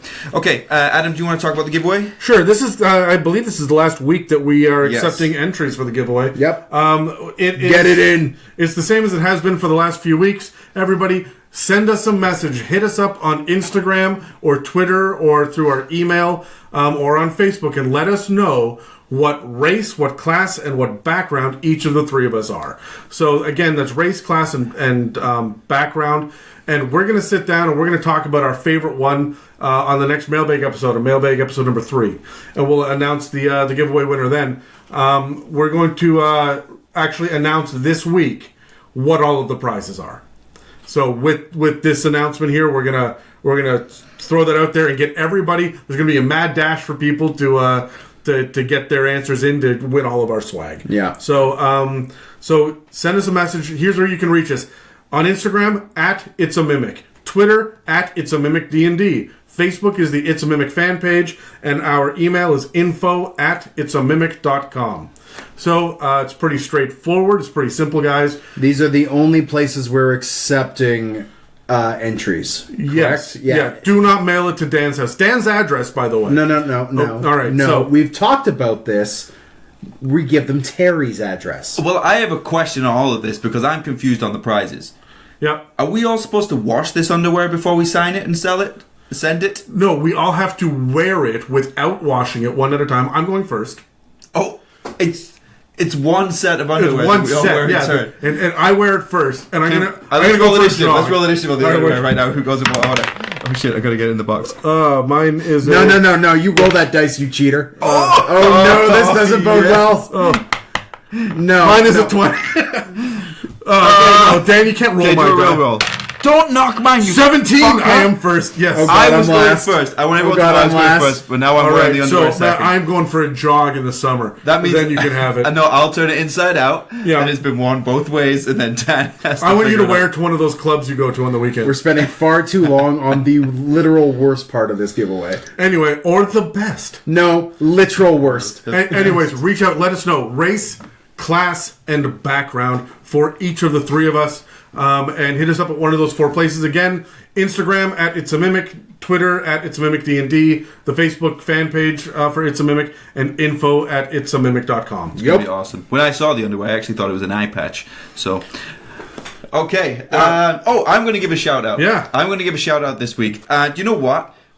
We haven't talked about, to my knowledge, any cartographers just yet. So I want to give a shout out to Shin Cartography because her maps, her fantasy maps that she creates, blow my mind. If you, I don't know if you guys follow Shin Cartography. Yeah, You guys, absolutely. Oh, yeah. So her handle is @shing.cartography. Her maps are available to purchase. You can get onto her Patreon as well. You can email her for commissions. They are absolutely beautiful. That Tolkien style fantasy map. And I used to love your map. I still do. I should say, I still do. That you made for our campaign. Ouch. It's over on the wall right now, and I'm going to post a picture to the story of it, including all of this tape that we have on the walls there. And it is beautiful. But the maps that Shin Cartography makes just blow my mind. Yeah, mine is grade school level. She's a professional. And if you want, because I know sometimes people say, well, art can be expensive things, but it's not really. If you're in a campaign that you're going to be invested in for a long time, if you want some beautiful artwork to represent the world that you're playing in, it's a few bucks between you, and you get a fantastic piece of artwork that you're going to keep for however long you play your campaign. 40 years, if you're lucky, but Shin Cartography, so Instagram @shing.cartography. Check her out, her artwork is amazing. Spell Shing? SHING. Beautiful, thank you. Don't ask me to spell cartography, it's too much pressure on the internet. CARTOGRA. That's it. See? Because that's what's happened. Well, you've been yelling at me for how to pronounce my A's for friggin' 3 months. I get nervous. A-E-I-O-U. Well, you're Canadian, you should be able to pronounce A. Yeah, it's EH ? Right? Terry, topic 3. Hey, funny story, actually. Yep. I was in Seattle at the weekend. When I came back... No, that's not the funny Why? When I came back over the border... I heard in Vancouver, like it's Seattle. Sunday afternoon. I came back over the border on Sunday afternoon. Fight me. And the Canadian border control guy gave my stuff, and he asked me, you bringing anything back over? And he laid over, he went, hey, thanks, eh? And then let it go. And I was like, dude, come on, man. You're working 20 feet from the Americans. Don't say that. They already think we say it all the time, which we don't. I don't know what they're talking about. Okay. Okay. Are we ready, guys? Topic 3. Should we talk campaign usage? Let's. So, would you like me to give you examples of some talking points before we roll? Please. We can talk about when to use a green dragon as a BBEG, when to use as a set piece encounter, when or how to introduce worshippers, could be interesting, and then after that, each of us is going to bring a single new creative idea for a dragon as an NPC, and we'll go by rules as written because we can get creative with dragons, but let's keep it inside rules as written, okay? Sure. So no shape changers. Yeah. Sure. You motherfucker! 14. You both changed my number, I think, there, and Adam double tapped me. On the bright side, you're not going last. No, I'm not going last. I'm going second. No. I will come last this time. Okay. I'll give a fucking go first. So, this is the best. Spray your seed of knowledge all over us, Dan. It's a family. I literally just deep throated a microphone not long ago. Dad. Yeah, but that was in the name of entertainment. That was just to be crass. You like a green dragon talking to other dragons. Yeah. Okay, do you see the It difference? means I respect you and assume that you're the same status as me. No. You're wrong. We're much lower. Much Lower. Much Lower. Much higher. Anyway, so I went first, and the idea that I want to touch on is the concept of worshippers. I talked a little bit about kobolds up in the trees, and I spoke a little bit about subjugating the party, but we touched on it really briefly. We talked about ettercaps. They'll also, for some stupid reason, subjugate ettins. I don't know why they were included specifically. Not ogres, not giants of any kind, but ettins specifically. They're reliable. Yeah, that's an odd one to me. But I want to talk about the Yuan-Ti. We brought it up really briefly, the Yuan-Ti. Yeah. First and foremost, kobolds are always worshipping dragons. Makes sense. I like the idea of a Yuan-Ti sorcerer, and the entire group of Yuan-Tis. Were they a tribe or a clutch? Do we know what they are? Is they a clutch? Yeah. They're clutch. Snake people. Yeah. So, but I like the idea of them with the draconic ancestry. So they are slowly growing wings, and they are getting the poison breath. And because they've kind of got that green yellow hue to their skin, and they're all like they've got the abominations that can have the head of a snake and whatnot. And now you're adding draconic aspects to them. Give them sorcerer levels. And so all of the worshippers, all of the cult members for the green dragon are already snake based, and they're able to kind of slowly transform into these weird snake / dragon hybrids. And I think that's really interesting. It's got a unique aesthetic to it that you're not going to see anywhere else, really. You can get into the idea that there is a giant forest. I'm thinking like a rainforest now with pyramids, Yuan-Ti pyramids, that a green dragon lives inside the biggest pyramid. Yeah. And the Yuan-Ti are going to step in for the Mayans or the Aztecs or whatever, and do the worshipping and the sacrifices and whatnot, gaining inherent magical power because they're consistently breathing in this charming, acrid fog all of the time. And so they have become almost like they're in a fervor all of the time for this green dragon, and they are like the most committed cultists, and it's worked into their genetics now, and they're passing it down. And that's what I want for the backstory for my level 2 Yuan-Ti sorcerer that I would play as a player, because I just think that's really cool to then have to go in. I got out of the cult. Now we got to go back. Now you got to go back. Right. So I don't know. We have to go back. I always think I lost every time it's we got to go back. But Kate, we got to go back. to season 1 when it was good. So I'm totally into it. That gives you the big bad evil guy. That gives you the worshippers. That gives you a player hook. And it gives you this really cool aspect of being able to grow dragon parts and maybe even get a breath weapon if your DM is feeling generous. Yeah. Right? I think that's a lot of fun. So that's where I would come from as a big campaign plot hook for a single player. Yeah. So it's something I'll talk about in session 0, but it's definitely where I would go. Yep. Yeah. Love it. Who's going second? Any thoughts? No? Oh, no, sorry. No, all right. All right, fine then. I thought that was incredible. No, it was good. I didn't have anything to add to it. If I was to add anything to that, I would just be polluting your idea. And it was good. It was good. You did something similar with the kobolds in the. Well, let's not make him sound like he's not original. No, what did I do with the kobolds? Well, the other campaign before I showed up, There was a dragon and kobolds. there was the green dragon that was enslaving. He was bleeding into the lake, and the kobolds were diving into the lake to try to become infused with this power. Yeah. And they just became super kobolds. And they became super kobolds. I needed a reason for some kobolds to have wings. Because I don't like the one out of every however many get a set of wings. And I think that's just weak. Yeah. I want it to be a promotion within the ranks. But it was eventually like this green dragon had an army of these kobolds, right? Yeah. Yeah. Yeah, there were thousands of them. Yeah, cool. That's a great idea. I'm going to talk about when to use as a big bad evil guy. Because I said before, I think you should bring green dragons in if you're going to use them in your campaign early levels, because their goal is not necessarily to kill the party, but to use them. Yet, I would say that eventually the party's going to piss them off. And that's kind of what I'm getting to here. Is you now have to walk a fine line, a balancing act of when does the green dragon become the big bad evil guy? When the players fail to please him, or almost do it too well. If they reveal something too tempting that the dragon decides that they want, or if they show themselves to be too powerful and they need to be removed because they've become a threat to the dragon now. So I would like the idea of the party constantly being on edge of trying to do good but not do too good.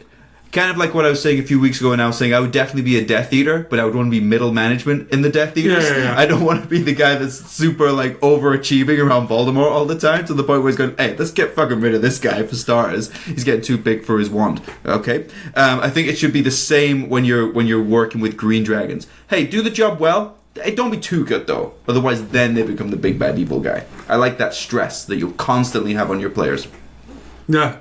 I like the idea of them having to say, we're going to follow, he told us to do this, we're going to do exactly what he said, no more and no less. Yeah, exactly. And not too quickly.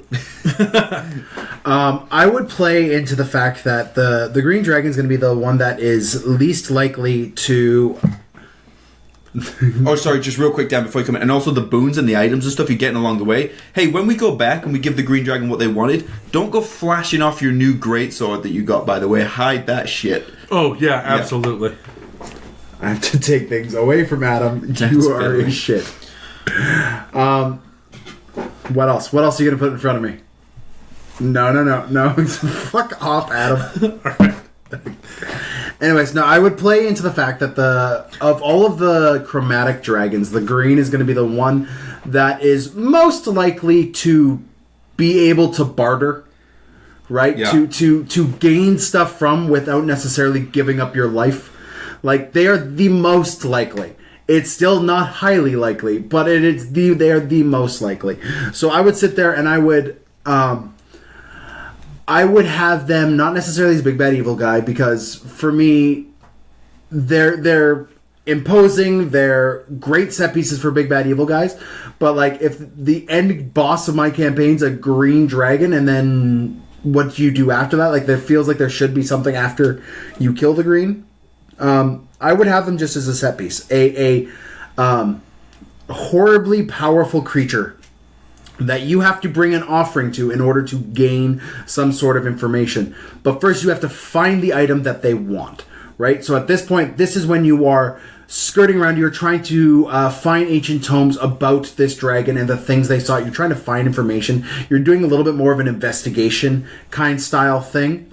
You're going to go talk to ancient elven tribes that have been hunting this guy for centuries to garner more information, maybe work out a deal with them in order to gain this one thing that he has wanted to bring to him, to gain this other piece of information that can, I don't know, close some sort of demon gate or stop this other cult from bringing their demonic or devilish lord on or death god into this realm. Like, I would play them more as a set piece, and then just like you just said, Terry, if the party does too well or impresses that dragon too much or attracts too much of that dragon's attention, that's going to be a bad thing as well. Mm-hmm. So your party really has to work with the balance, tread carefully.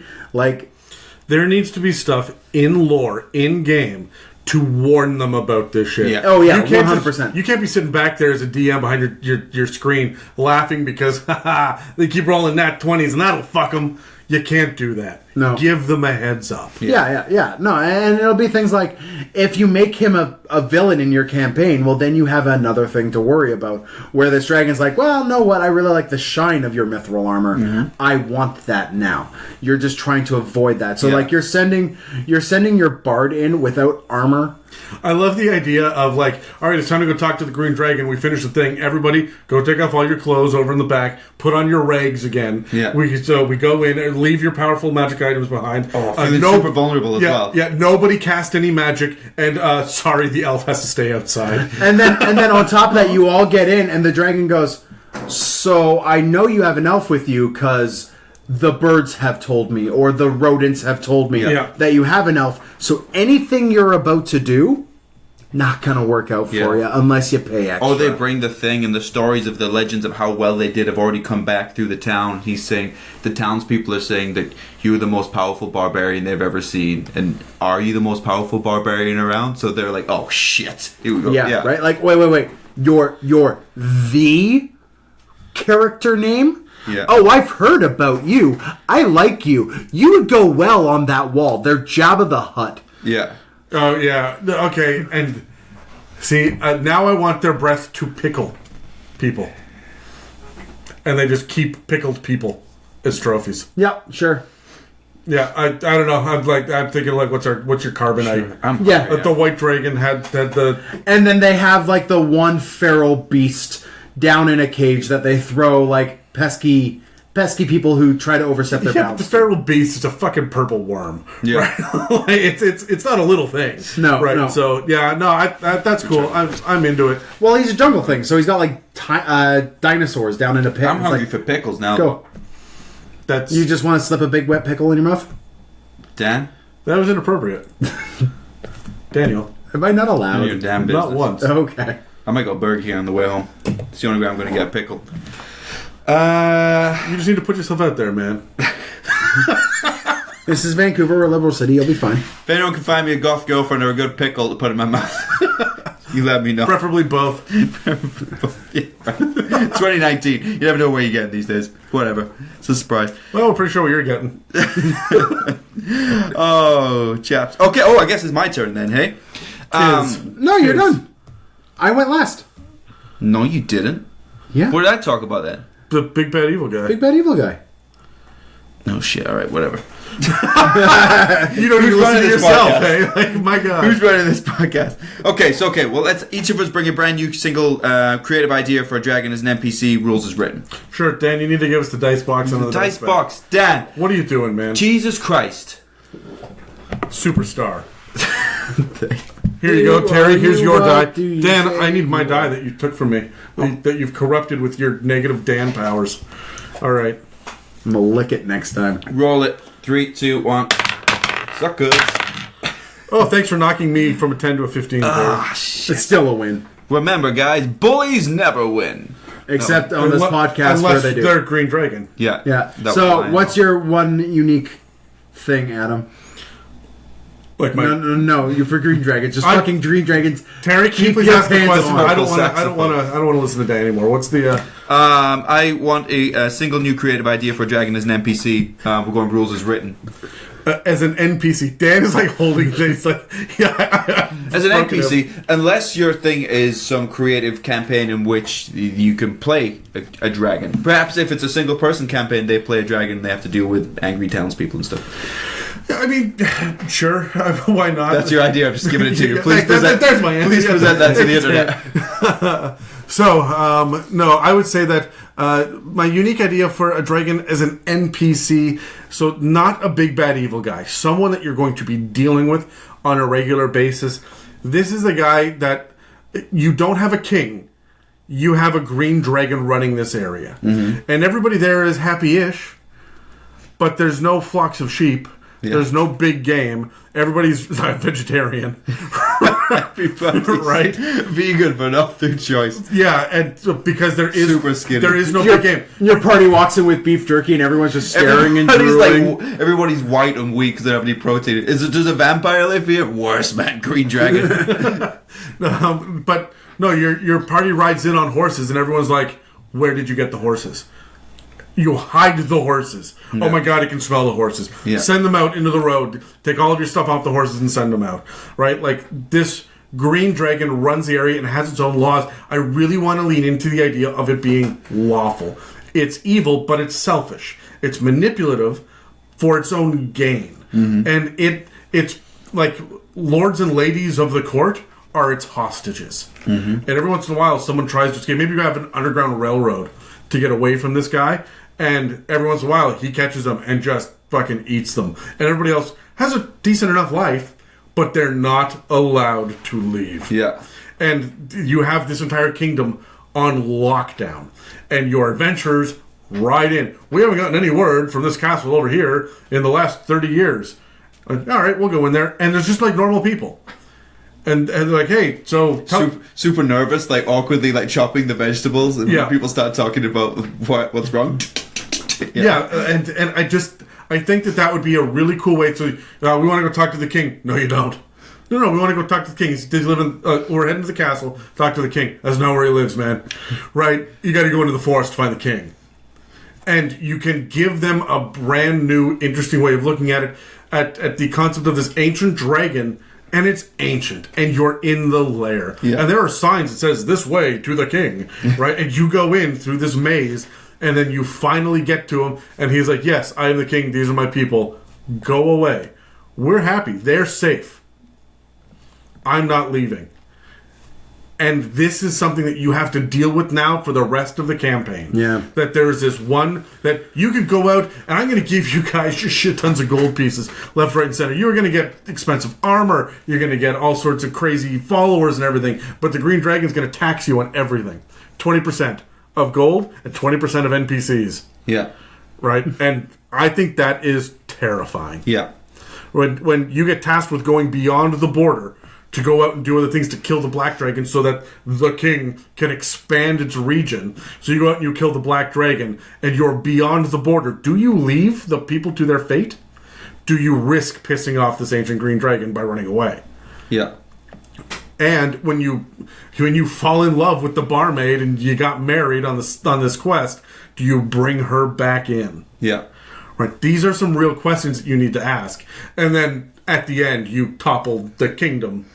You kill the king. That's your level 20. Yeah. Right? And there you go. But you build up to it. So I think that's an interesting NPC. Yeah, I like that. I'm imagining going to see the king, and there's like what used to be the champion fighter or whatever is now sort of chained up and is like the court jester. He's just being made to play like the fool off to the side, you know. And yeah, I love that. That'd be great. Love it. Terry? Oh, it was me that was going next. I'm sticking with this whole mob boss mentality that we kind of linked on there. You went king, and I like that as well, but this whole mob boss. And I like the idea of maybe because the dragon would be known in the community, people who are desperate enough or ambitious enough would even be brave enough to go and ask for favors from this green dragon. And of course, the green dragon's going to want something. It's going to make some sort of contract. It's going to make some sort of deal with them that they will try and find a loophole and ultimately screw them over. But if whether it be you're just sick to death of your husband and you want him gone, you'll get the ability to do that somehow. Or whether or not you kind of want to become a self-made man, or you've been humiliated, or you want revenge, whatever. So not necessarily warlock, but that kind of mundane mob boss sort of mentality that can be arranged. I also love the idea of the mob boss of the king. It's just occurred to me, the NPC that says, you know what, I need you to go deal with this issue. I've done you a favor. I killed your wife, Yeah. right? Like, for you. Now I need you to do me a favor. You are going to go kidnap this princess. Yeah. Right? And send you... I want this menagerie of intelligent creatures. So it's not dinosaurs, it's mind flayers. I hate you a little bit right now. Did I just steal your thing? You just stole my thing. Yeah. Was it your thunder that I stole, Dan? So I was thinking, like, you've mentioned the king, you've mentioned the mob boss. My whole thing was like, why not have a hunters guild? We play a game with guilds all the time. Thieves guilds, adventurers guild. Have a hunters guild. But the people running the Hunters Guild are 2 elves. And these elves are thralls of this green dragon. You keep saying thralls like they're mind controlled, but they're actually just bullied into following. Yep. Or they might be legitimately worshippers of this dragon, right? Like, Stockholm Syndrome is a thing, right? They're not allowed to leave. So what they do is they give contracts and be like, listen, we want... you and your party to go and collect us a beholder. We don't know where, but go collect us a beholder. Yeah. Here, and they would hand over a like concentrated version of the charm fog or whatever it is. Like, here is this item. When it is near death, hit it with this item and it will be preserved so that you could bring it here safely and we can have it, right? So now this guy is collecting this menagerie of powerful sentient beings. And your party's just collecting it. And eventually you're like, what are you guys doing with these things? You've made the dragon the guild. Instead of going to the notice board in the guild hall, that is the dragon, is what that is assigning those tasks, is what you're saying. Well, the thing is, the way I look at it is a green dragon they don't really care so much about territory as much as it is gaining power and wealth with as little effort as possible. Yeah. Right? So... you start the campaign level 1. You guys are out just okay. We want a albino kobold. Go find us an albino kobold, right? So now you got to go find the albino kobold and bring it back, and you're interacting with these 2 vestiges basically of the green dragon, and you start giving them items, and occasionally you start getting glimpses of the fact that there might be a master of webs behind who is pulling their strings. And you start investigating what's going on. Why not? No, there's spiders involved, but like a puppet master behind the scenes who's making these guys do their thing. They're puppets? Yeah, why not? It's Dungeons and Dragons. Yeah, why not? Just, yeah, why not? So, like, eventually you unveil the fact that this... green dragon has been using your party and other parties. This could be a renowned guild that pays well for these monsters and these creatures. Has just been gathering this army that it just has on display in its lair. Yeah. And if you ever piss it off and be like, oh, one second, I want to see how you fare against Beholder. You know what? I like that. I'm not a big... okay, I'm with you up until the... you know what? Rancor pit. Right? And I pull back a little bit from that myself, only because I want you to then free everybody and deal with a stampede at the end of the fucking campaign. Yeah. You kill the green dragon at level 20, and there's a beholder, 2 mind flayers, fucking Baylor, and like... fucking Jumanji. And they all just come out of nowhere. It's the scene at the end of Cabin in the Woods where the elevator doors open. Yeah, exactly. I think that's a... good movie. I think fantastic. I think that's a load of fun, and I don't know. I love the idea as well of from a DM perspective saying, go out and get these. I'm not going to give you something to capture it. I, as a dungeon master, will have code. You, as a player, need to listen. He's near death. Start doing non-lethal damage, right? Or everybody needs to carry nets. Or we need grappling hooks, or we need... right? And so you're consistently capturing and knocking them out and then transporting them back. But if you do too much damage to it and it's going to die, you're doing medicine checks. Every creature you kill gets death saves. Yep. Right? And I think that's a really fun mechanic that you guys are monster hunters. And it is... if only there was a class that had that. And it is very specific that he wants them alive. He wants these things alive. Yeah. And if you try to bring him a dead beholder, hell to pay for that, right? Like, I love the idea of him like turning to everybody and be like, "I need you to bring me a lich alive," and everyone's like, "Okay," and they get outside and like, "Wait a minute." Well, who's going to go back in and explain it right now? You don't think I know what a lich is? What is a lich? You know what I mean. Oh, chaps. Is that it? Anything else before we wrap this sucker up? Yeah, I think so. All right. I don't have anything. I don't have any final thoughts on Green Dragons. I like them as villains because they're conniving and they're manipulative, and they're going to say, "You work for me now." Yeah, and I like them because you can bring them in the campaign at the start and you can keep them all the way through. Yeah, I feel like if you bring in a white dragon, they're just going to go to town. Yeah, they want different things, right? Okay, all right, guys. Okay, well, let's wrap this up. Let's give out our contact information. And you can find all of us on Instagram at It's a Mimic. You can contact us at info@itsamimic.com. You can find me personally at SendNoobsDND. Adam? You can find me at Rusty Styrofoam on Instagram. and you can find me at Oscar_the_orc. All case. Okay.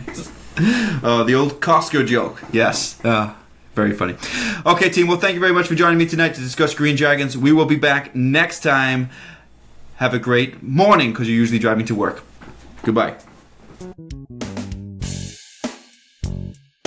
Thank you for listening to It's a Mimic. Check us out online at itsamimic.com or on Facebook, Instagram, and Twitter.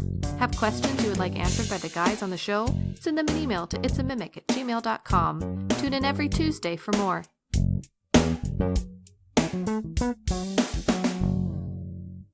In Britain, do they call it a bass line? No, That's a boss. That's a fish. Well, in North America, apparently you only have 3 vowels. So, did you not get all of this? A, E, I, O, and U. In Canada specifically, O and U are the same vowel. Yeah. Oh, that would explain a lot. Yeah. That would explain a lot, actually. Every time I've tried saying the And word... E and I are fairly similar. I have trouble with Mexican food because it doesn't matter whether I say tacos or tacos. Apparently, I'm still not using the right vowel. No, so. Yeah, you're not. I knew a guy that said tobacco. And cause he thought... I thought it was the time of tacos. No. I was like, well, that's fucked up. But the one that I'm hyper aware of right now is people in Canada say really, R-I-L-L-Y. Really? I really enjoyed that. Nobody says really. Yeah, really. Yeah, now you're never going to be able to unhear it. Thank you for that curse upon my life. The other week, Dan said plague instead of plague, and I've been losing sleep over that one. Some people said Vegas instead of Vegas in Canada. We're messed up over here. Yeah. My problem is when people say it's Vegas and not Las Vegas, because it's the full fucking name. It's like calling Los Angeles Angeles. No, it isn't. You call it Vegas because it goes by Vegas and promotes itself as Vegas. The same way that Vancouver promotes itself as fucking Van City for some stupid reason. Drives me up the wall. Van City massive. Rain City bothers me more. Rain. Because we don't rain as much as we used to. We don't even rain that much, to be honest. I'm from England. It fucking rains all Climate day. Climate change is a real thing. Yeah. No way. Come on. I know we're talking about fantastical ideas and magic and goblins. The climate can't change when the world's a disc. Fuck. Look, the world has existed for 6,000 years, and we know for a fact. Dan, maybe we should just send someone to the moon and get them to look down at our disc world. How are we going to get past the chemtrails? That actually offends me, because I do believe that the world is flat. So, that does actually offend me that you said that. The only reason you think that is because you got vaccinated? And because I'm offended... Because I'm offended, it's your responsibility to change what you're saying. So. Oh, fuck. Do you think we pissed off the whole internet? Dogs are shit. Yes. Oh, my God. Wait. Which one of us is the furry? That's still you. The worst is those memes or Twitter things where it's like a list of like random things or like a made up story, and then at the end it's like, if you do this, you are the worst kind of person. And it's like, accidentally kick a dog or tell someone that their thing that they were excited about was shit. It's like, that doesn't make you the worst kind of person. I can think of a few of the 100 things that would make you the worst kind of person. You could edit a podcast and edit out all of Adam's best bits. No, then you're the best type of person who actually gives a shit about their listeners. Okay, anyway. Wow, what happened to us tonight? We went off on a tangent. Sorry, internet.